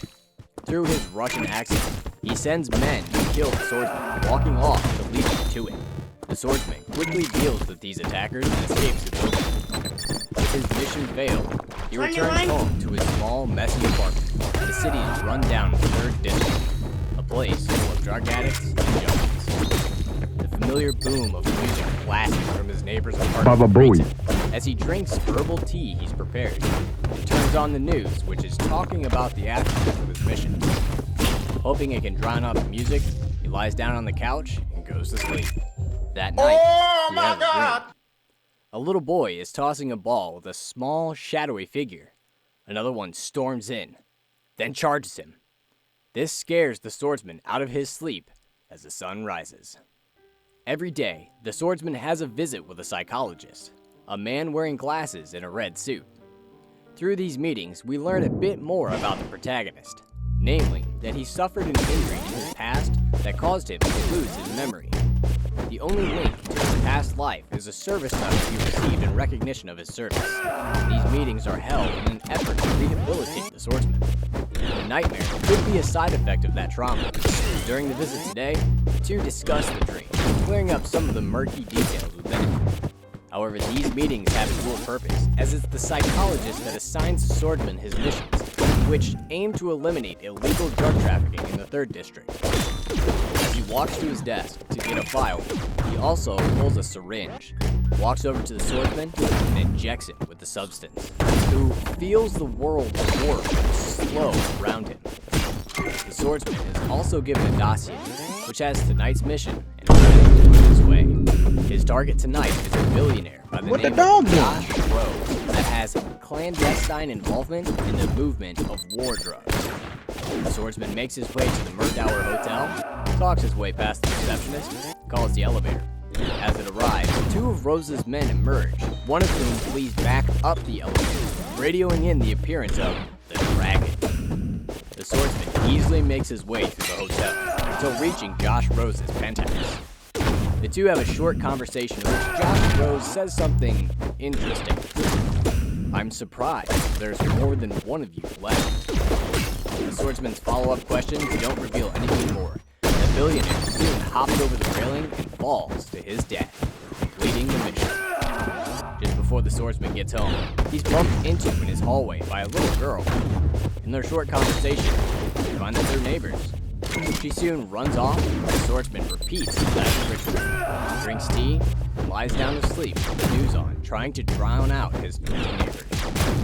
He has his dream again, but it's a little different this time. A different shadow follows after the scientist, executes him, and fires the child, waking the swordsman to a new day. Bruh. He returns to the man in red for his daily visit, where they discuss his dream for a bit until the topic turns to the swordsman's personal life. The meeting of the little girl in the swordsman's building surprises the psychologist, who notes that the 3rd district is not a safe place for kids, then pushes the swordsman to isolate himself from any interaction. With that, their time is up. The psychologist pulls a new dossier and another syringe for the swordsman. He injects the swordsman with his medicine and sends him. Tonight, the swordsman is tasked with killing DJ Electrohead, who is involved in trafficking blood groups. Interestingly, the dossier mentions that he shouldn't be spoken to. And after the swordsman sneaks through the dance floor and slices his way through the club, this point is reiterated to him once again. But the swordsman defies his orders, listening to the frightened DJ's ramblings when he charges in. In his inane babble, Electrohead mentions taking a drug that has warped his perception of time, how it's been slowing down or repeating for him. This piques the swordsman's interest. Those symptoms sound drastically similar to his own precognition ability. What kind of drug can cause that? The swordsman then remembers his daily treatment administered by the psychologist, which begs the question, is the drug that Electrohead is talking about the same one that he's injected with every day? In his terror, the DJ offers to give what he has to the swordsman. What the Just dog as doing? The offer is accepted, a bullet. Hello, Mario. Hello, Mario. The swordsman catches Hello, Mario. a familiar figure among those. Hello, Mario. Hello. He makes his finds the girl he ran into last night playing with a toy named Behemoth outside his door. She accuses him of hiding Behemoth's brother, Leviathan, in his apartment, saying she knows he's inside thanks to the red glow. Oh my God! A quick search of the apartment reveals the King of the Sea under the couch. After a cute reunion scene, the girl leaves Leviathan with the swordsman. He places the toy on his counter, drinks his tea, and lies down to sleep. His rest is again plagued by his dreams. Again, things are different. After the scientist is executed, the large shadow throws the small one against the machine, which turns them into Leviathan. The ending is the same, however, as is the swordsman's emergence to a new day. The visit with the psychologist today is a lot more tense, as details of Electrohead's death leave the man in red suspicious of the circumstances of his end. The swordsman soon fesses that he spoke to the musician, which greatly angers the psychologist. He calms himself and offers to discuss some of the things the swordsman heard from the DJ. Through this conversation, the swordsman learns a few things. First, that the drug Electrohead was taking could be the same as his, and the power it offers is the reason they need to make sure it doesn't fall into the wrong. Hello Mario. Hello Mario. Hello Mario. Hello Mario. Hello Mario. Hello Mario. He also gets confirmation that his precognition ability does in fact come from his medicine, the substance that's injected into his arm every day. But his fighting ability is something that's been harnessed over a number of years. These answers sate the swordsman's curiosity, and he sits still as the man in red gives him his daily dose. As the swordsman leaves, the psychologist informs him of the moniker given to him by the medium, the Dragon, and pushes him to be more covert in the future to avoid drawing further attention to him. The mission tonight is the assassination of Fa Yuan, a prisoner within Mutual Nil high security prison. It's a strange one, as the supplementary information on him doesn't mention drugs at all, but implies a more political motivation behind his end. The psychologist's request for a more stealthy approach is echoed in the dossier, as the swordsman is asked to assassinate his target without killing anyone else. With that in mind, the swordsman infiltrates the prison and finds everyone already dead, including his target. The sudden arrival of reinforcements necessitates the swordsman's escape before he can investigate further, which only brings up questions in his mind. What the dog Who doing? else was targeting Fa Yuan? Was it for the same reason that he was sent? And who could have the incredible ability to slaughter all of those men to get to Yuan? He suddenly remembered something Josh Rose said. I was surprised there's more than one of you left. He then hears a voice. It's a homeless veteran begging on the street. The swordsman walks past, which angers the man, and a confrontation looms. 21. If the swordsman followed his orders in his mission, this conflict can have different outcomes.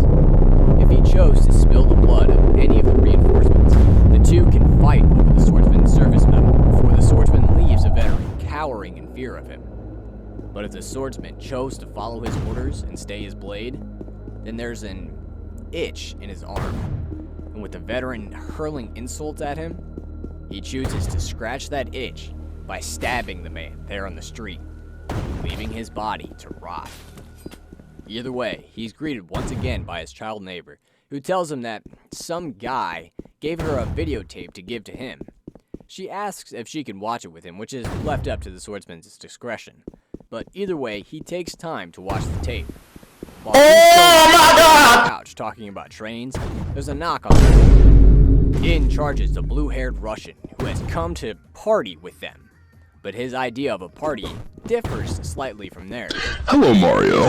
Hello Mario. Hello Mario. Injection of substance he says is a organ progress. As he pulls a pair of wire cutters, he describes its effects, which catches the swordsman's attention.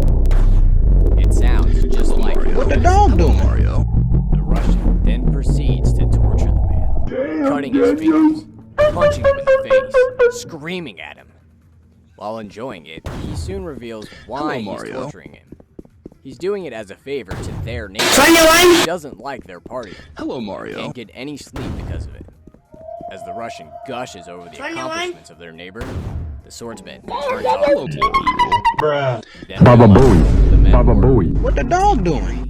unfamiliar silence. Oh my god! There's a dream again tonight, and it's changed yet again. The boy is playing alone with Baba Leviathan, Booey. and when the shadow comes in, he hides under the bed. After the scientist is executed, the shadow walks to the machine, and as it comes to life, the swordsman wakes from his nightmare. Today, he finds the psychologist's office is strangely closed. He makes his way back home, getting caught in the rain. A passerby stops and offers him a ride. A blue-haired Russian. As the swordsman sits down, the Russian reveals his Baba admiration Booey. for him and seeks validation from him, which he Baba doesn't Booey. get. He turns the conversation to drugs, mentioning a wartime combat drug that he's involved with remaking. The swordsman wonders if that could be what he injected into the man last night. If that could be what his medicine is. The Russian asks the swordsman to come with him to Studio 51 so they could work together. Baba Booey. In return, the Russian dealing with his What the dog doing? The swordsman's refusal angers him. Perhaps worse, Oh my god! and he kicks the swordsman out of the limo. However, the swordsman's curiosity to find out more about that drug pulls him to give chase. When he eventually arrives at Studio 51, he overhears the Russian Hello, talking to Mario. someone on the phone. Someone named Snow. The swordsman dramatically reveals himself in the stream of the streetlight and surprises the Russian. Still angry, he pulls a gun, levels it at the swordsman's head, and fires. But it's reflected back to him. He runs off, and the swordsman chases him into Studio 51. He finds him on the top floor of the building again on the phone. 21. He hangs up. Baba The Booey. two soon get into a fight. Just as it looks like the swordsman is about to win, someone else cuts their way in. The swordsman then sees a woman in a kimono standing behind the Russian, and when she takes a moment to size him up, sees she Baba also Booey. wields a katana. This is Snow, the person the Russian has been speaking to on the phone, and she soon turns to the swordsman, giving him a chance to leave with his life as long as he forgets all that he saw here. The two vanish in a cloud of pink petals with some parting my words God! from Snow, leaving the swordsman free to leave. Once he reaches home, he starts his nightly ritual, but it's interrupted by a knock on his door. When he opens the door, a girl appears and Baba screams, Booey. "Trick or treat!" It's Halloween, and in an adorable gesture, he's dressed up as him in her costume. The swordsman grabs some choco sticks he has in his cupboard and sends the girl on his way. The news attributing the deaths of those that What the died dog doing? to the dragon, the swordsman drifts off to sleep. He isn't visited by his familiar nightmare tonight, but by two men in lab coats wearing masks. One of silver with a look of sadness upon it, and another of gold wearing a gleeful grin. Daniel. Having been the swordsman is forced to lie in the Hello, Mario. One extravagant tragic way. The story of his fate. The other simplifies his meaning and translates it for him. In 3 days, he's going to have to choose life or death at the cost of the other. Their message delivered, the men vanish as the swordsman wakes up and has one of the strangest mornings ever. Oh He my appears in god! the psychologist's office, apparently in the middle of a conversation, but confused as to how he arrived. As the conversation proceeds, it seems like the man in red isn't even listening. That is until he insults him. The man walks over to him, orders him to stand, and then morphs into a Russian and punches him. The swordsman is thrown to the floor of a mansion where he busts through a door. The swordsman busts through a door and kills those Baba that Booey. stand. The swordsman busts through a door and kills those that stand in his way. The swordsman busts through a door and kills those that stand. The swordsman busts through a. The sword. Hello, Mario. He's then walking the length of an extremely long cathedral, remembering his past, shrugging off the killing of soldiers, but expressing regret over the death of the peasants. He talks about how time is repeating, slowing down, agonizingly stretching everything out. What the dog thanks to doing? the drug. He asks for a favor, but is then sitting on the ground in the rain, repeating the words of the homeless veteran from a few days ago. tragedy and comedy stand close by, commenting on his drug use, deciding to ignore complete no. He's then sitting before the Baba corpse of the Booey. psychologist, blood in his hands, the saber skewered into the wall with his sword. There's a familiar pinch of the war face whirled around him, and then suddenly, vision stopped. They were apparently side effects of going without his medicine for some time. He's been handed a new dossier, and so exits the office. The target's an man named Al Qasim, and again, the dossier doesn't mention anything explicitly about drugs, but does mention that the man was involved with military R&D. This seems strange, but with the new knowledge he gained from the Russian, the swordsman realizes things may be more connected than they seem. He infiltrates the mansion and is surprised to see that the Russian is actually here. He crashes in, attempting to take him down, but the Russian escapes. The swordsman proceeds through the mansion, and after passing a hallway that seems familiar, he finds a body suspended in a vat of bright blue liquid. It's a really What the strange dog thing doing? to have in a mansion. But he wasn't sent here to investigate this. He was sent to assassinate someone. So he proceeds until an unexpected Baba Booey. explosion knocks him out. A voice pulls him to consciousness, where he finds he's tied up at the mercy of the Russian. He gives the swordsman a chance at final words, then orders his associate, Mr. Kissyface, to get rid of his body. Mr. Kissyface acknowledges the Russian, calling him V, and the swordsman's life is ended by a shot to the head. A voice pulls him to consciousness, where he finds he's tied up at the mercy of V.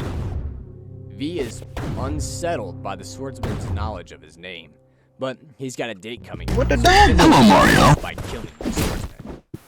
A voice pulls him to consciousness, where he finds he's tied up at the mercy of V.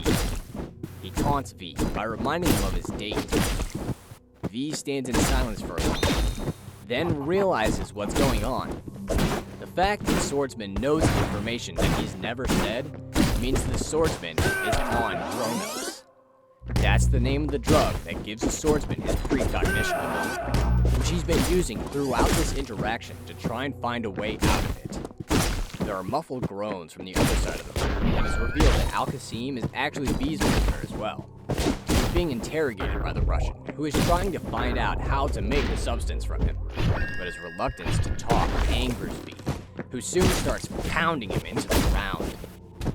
Running out of time for playing games, V turns his attention to the swordsman and tries to get information out of him. The swordsman, knowing how quick V is to anger, uses that against him and starts trash-talking him to make him lose his cool. The tactic works like a charm. After ruining his own plan by killing Al Qasim and coming up with a flimsy lie, V leaves the swordsman. Hello, Mario. It's the opportunity the swordsman needs to quickly escape his bonds, retrieve his sword, and start a battle with Mr. Kissyface. 21. Outside, as the sun rises on a new day, V and Snow are talking about their mission. Well, more accurately, about the failure of their mission. Baba The Booey. saving grace being the elimination of the swordsman. Snow takes a moment to describe his lifeless eyes, then makes it a point to commend V, stating the swordsman was no ordinary soul. A call from their boss pulls her away, and V lights up a cigarette to celebrate the job well done. Just then, the body of one of his men crashes through the window. The swordsman kicks open the front door. He survived his fight with Mr. Kissyface, and now chases after V to finish the job. The pursuit is a highly visible, action-packed confrontation on the 1st District Highway, complete with a motorcycle versus What the helicopter dog doing? showdown between the two, which ends in the fiery crash of the helicopter. As V lies bloody on the ground, he brags about killing Null before, and that the swordsman, the dragon, isn't going to stop him. The two then hear a voice say that the swordsman is not the dragon. As red fills the screen, the same voice says, "I am." And the figure slices their way in, cutting off V's hand. As the swordsman flees, he catches a glimpse of a tall, blonde-haired man who picks V up and cuts off his other arm. The events of the morning caused him to miss his visit with the psychologist, so he takes the night for himself and visits a bar in the 3rd District. There are only 2 other men in the bar, veterans of a war lamenting its end. They're skeptical of the swordsman's veteran status, even when he shows them his service medal. But things are smoothed over when he joins them in a prejudiced toast. Throughout the night, the swordsman comes to learn of some things in conversations with the vets, like New Mecca losing a war 7 years ago, despite being on the verge of victory, thanks to 1st District protests about child killings. One of the vets also shares a story with the swordsman about a government combat drug What the dog doing? that apparently made psychic super soldiers that were ruthless killers. He goes on to tell the story describing their powers, but the swordsman already knows all about it. After all, it's the same as his precognition ability. The swordsman finally makes his way home after a Baba long Booey. night of drinking.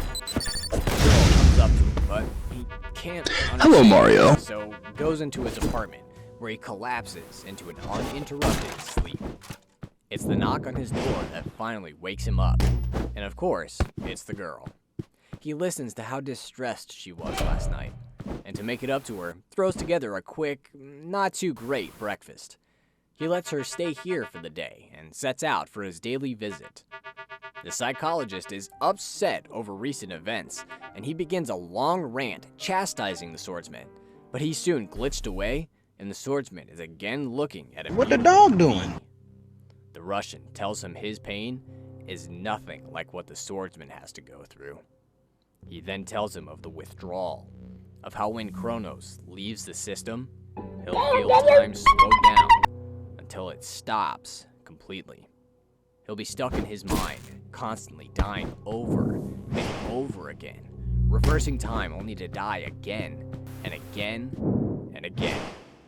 An eternity of torture that will never end. It's something he'll have to deal with later as the psychologist gives him another hit and pulls him from his imagination.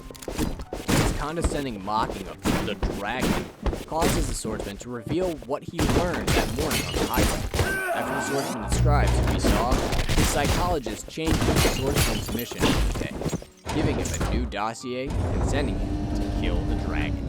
The swordsman is led to a casino in Chinatown where upstairs, the dragon is talking to a woman, revealing what he learned from V and trying to get her to help him. But she refuses his offer. The conversation ends when the swordsman enters the room, and the woman sends the dragon on his way. A fight breaks out between her and the swordsman, ending in her defeat. Or it seemed that way, but she fights off the swordsman. What the dog doing? Alone in the office, the swordsman searches the desk for anything that can offer him more information, and he finds a security tape from Mutual Nil prison. The sudden arrival of police prevents him from searching further, and although he flees, they tarry him the entire way across Chinatown. They eventually manage to surround the swordsman and order him to give himself up. Then, time slows, and a voice shouts out. Tragedy appears before the swordsman, and suddenly, the sky turns to a starry night, and silhouetted against it are comedy and tragedy. They tell him now is the time he must make the decision they told him of 3 nights ago. Hello, Mario. It's time where he must choose the golden mask of life or the silver mask of death. They offer him one final warning before he chooses. That his decision is going to affect more than just himself. It will affect those around him. With that final warning ringing in his head, the swordsman sees what could happen if he wears the golden mask of life and chooses to die. A death at the hands of the fire squad surrounding him, and an end to his story. But this is not the end he has envisioned for himself. He tells the dramatic duo that he wants to live, that he will don the silver mask of death, and bear the consequences of his decision. With that, the two turn to the police that surround them, and all simultaneously crumble before them. They vanish. The swordsman flees the scene, having failed in his mission, and knowing there will be severe consequences. Baba He Booey. makes it home. He finds the girl has cleaned up his apartment, And since she's bored, the two rent samurai movies to watch together. After she dozes off, the swordsman takes the opportunity to watch the tape he found in the casino office. The guard's conversation leads to the swordsman to realize it's from the same night that he was sent to kill Bai Yuan. And suddenly, the dragon erupts from a hole in the wall. As he slices his way through it, the swordsman realizes it was he that left all the bodies that littered the building when he arrived. He watches as the dragon gets all the way to Yuan's cell. What the dog doing? Also had a connection to Chronos. Yuan gives the dragon some helpful information. That it's not the government trying to bring Chronos back, but whoever it is, it must have some pretty deep pockets. He also gives him the name of the creator of Chronos, a man named Leon von Alves. Satisfied with what he's got, the dragon kills Yuan, leaving his body with a sword to find moments later. That ends the swordsman's night. And the next morning, when he's going to talk to the psychologist, he gets a phone call. The voice on the other end mentions Leon and points the swordsman to a slaughterhouse in the 3rd district with a promise that his questions will be answered. The swordsman ditches his appointment and heads into the slaughterhouse where, far in, a TV screen sparks to life in the face of Leon. He takes this moment to explain what this building used to be. A facility where soldiers were tested to ascertain their suitability for the Null project. Wanting to know more, the swordsman proceeds further and further inside, being subjected to these tests. And at its conclusion, he's ranked as a Gamma Null. Leon explains What the dog Gamma doing? Null were. People who were given Chronos as children Baba trained Booey. to become super soldiers. But since the war was lost, Null and Chronos were failures, and the project has ended. After destroying the Chronos he has left, he tells the swordsman he should no longer exist. The swordsman's curiosity pulls him deeper into the facility despite Leon's protest. Hello, Mario. Eventually coming to a lab. Here he finds pre-recorded messages of all of what Leon has said to him, indicating he was never speaking to him this entire time. There are other messages that are rather interesting. One names Josh Rose, the billionaire the swordsman assassinated, and another mentions Payment being an historian in the 2nd district, which might be where Electroman stumbled upon his supply of Chronos. The final one is an order to leave the cryo tank at the end of the lab alone. Curious, the swordsman wanders over to the tank, opens it, and out falls Leon, who then rapidly ages in front of the swordsman until he dissolves away in the dust.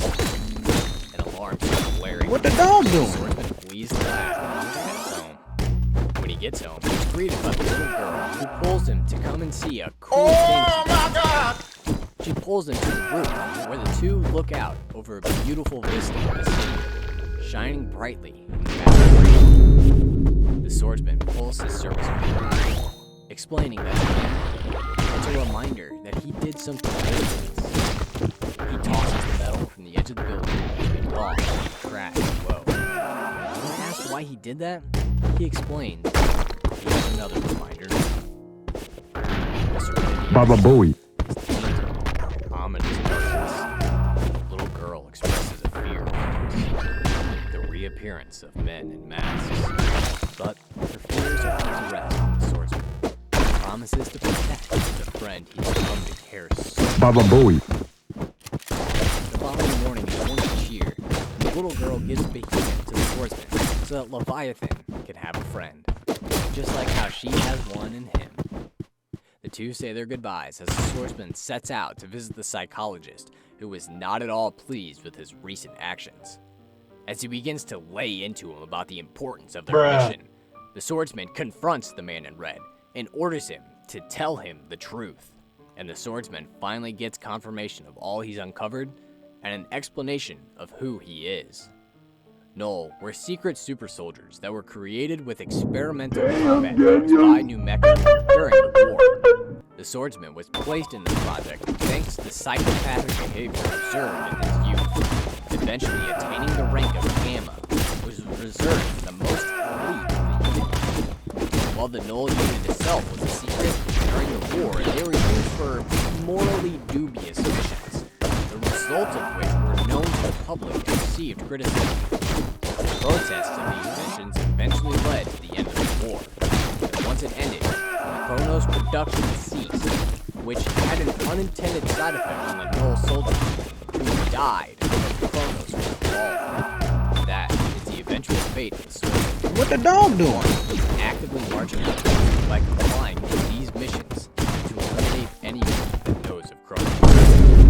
Once he's done killing all of his targets, he'll be left to die or be eliminated. It's a fate that the psychologist admits is out of his hands. With the cold reality sinking in, he sits still as the man in red gives him another dose of the substance that's keeping him alive, and leaves to complete his next mission. Tonight, it's not one target, but the complete elimination of all sensitive material within Al-Qasim's bunker. After making his way past a familiar receptionist, the swordsman fights his way down to the depths of the bunker. Eventually, he finds another one of those strange vats found at Al-Qasim's mansion. And then another. He passes a half dozen oddities to the scent, wondering if they're a part of the sensitive information. Oh my God! Then an explosion from a suicide bomber throws him to the ground. He falls unconscious. The darkness fades into a nightmare. But this time, one added. The word null is spoken by the scientist. The shadowy figure takes shape. What the dog doing? Quickly wakes up and continues his descent until coming face to face with the woman Baba in the Booey. same office talking to the dragon. The woman is wearing similar attire to the figure in the dream. They have a short fight resulting in the floor being blown out from under them, where they end up in front of Al-Qasim's vault. They have a short conversation whereupon the woman reveals that she too is null and used to be used by Al-Qasim as a contract killer. She was paid in chronos, which is how she's been able to live since the end of the war. It's a situation that sounds really familiar to the swordsman's own. Except, now that her supplier is dead, the woman doesn't have a way to get more chronos. And since there's none here, she is in withdrawal.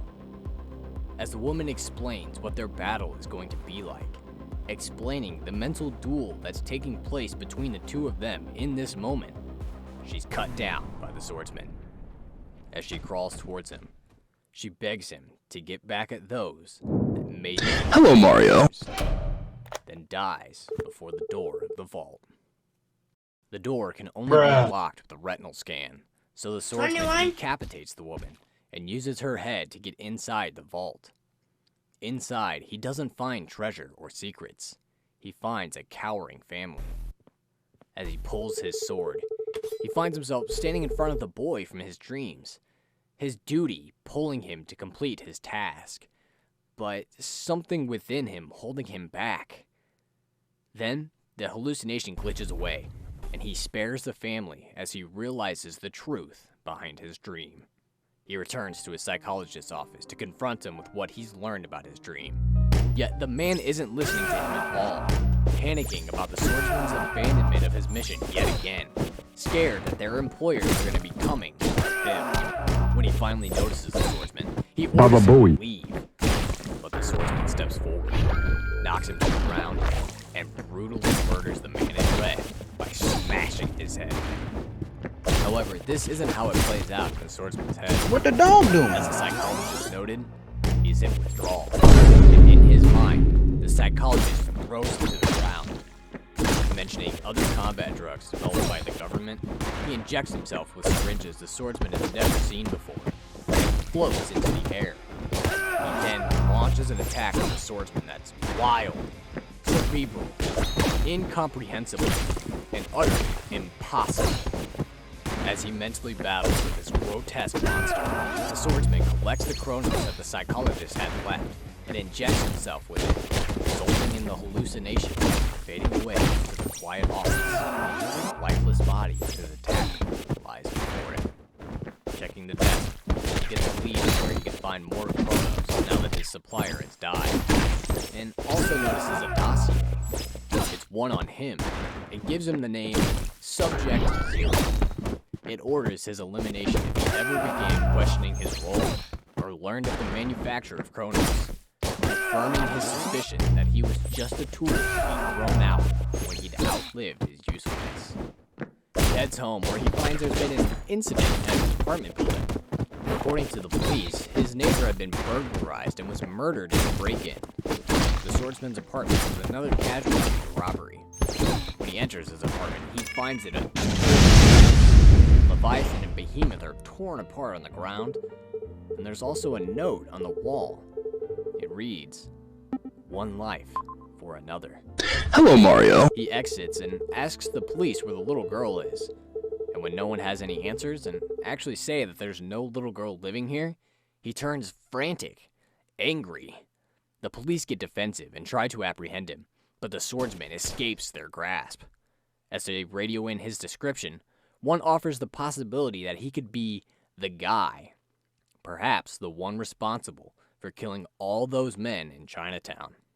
While running through the streets of the city, he remembers his dream, which was indeed a memory from his past. The little boy plays with Leviathan until the scientist runs in and gets executed by the arrival of a null soldier. The null calmly walks over to the computer and inputs some commands. While it fries itself, he picks up the blue toy, stows it in their uniform. What the dog doing? Radioing in as Zero, they announce the success of their mission. Pulling off the headgear, it's revealed the figure is the swordsman, also known as Zero, and he regroups with his ally, 15, who is known as the Dragon. The two then make their way back to base, leaving the smoldering ruins of the village to burn away. The credits begin to roll, signifying the approaching conclusion, but dotted throughout are follow-up scenes. Snow arrives in a large office to report V's death to someone, presumably her employer, who ominously alludes to a bloody conflict that looms in the future. Oh my God! Seen still clutching V's necklace. 15 is seen standing before a large board covered in notes, presumably all the data he's gathered while completing his vendetta. V's lifeless body sits in a dark room off to the side. The credits end, promising that a continuation of the story will be coming, but is soon glitched away. Cowering in a single stream of light, the little girl sits in fear of the monsters of her dreams, their words hinting at her tragic future, likely the consequence of the swordsman's decision to wear the silver mask of death. Darkness takes the trio, signifying the end of Katana Zero. Puzzling, psychedelic, and thrilling, the story of Katana Zero pulls us through its mystery in such a way that it's hard not to get engrossed in trying to solve it, and there are still so many burning questions left unanswered. Hopefully, the follow-up can help answer these questions and give us a fitting end to our favorite katana swordsman.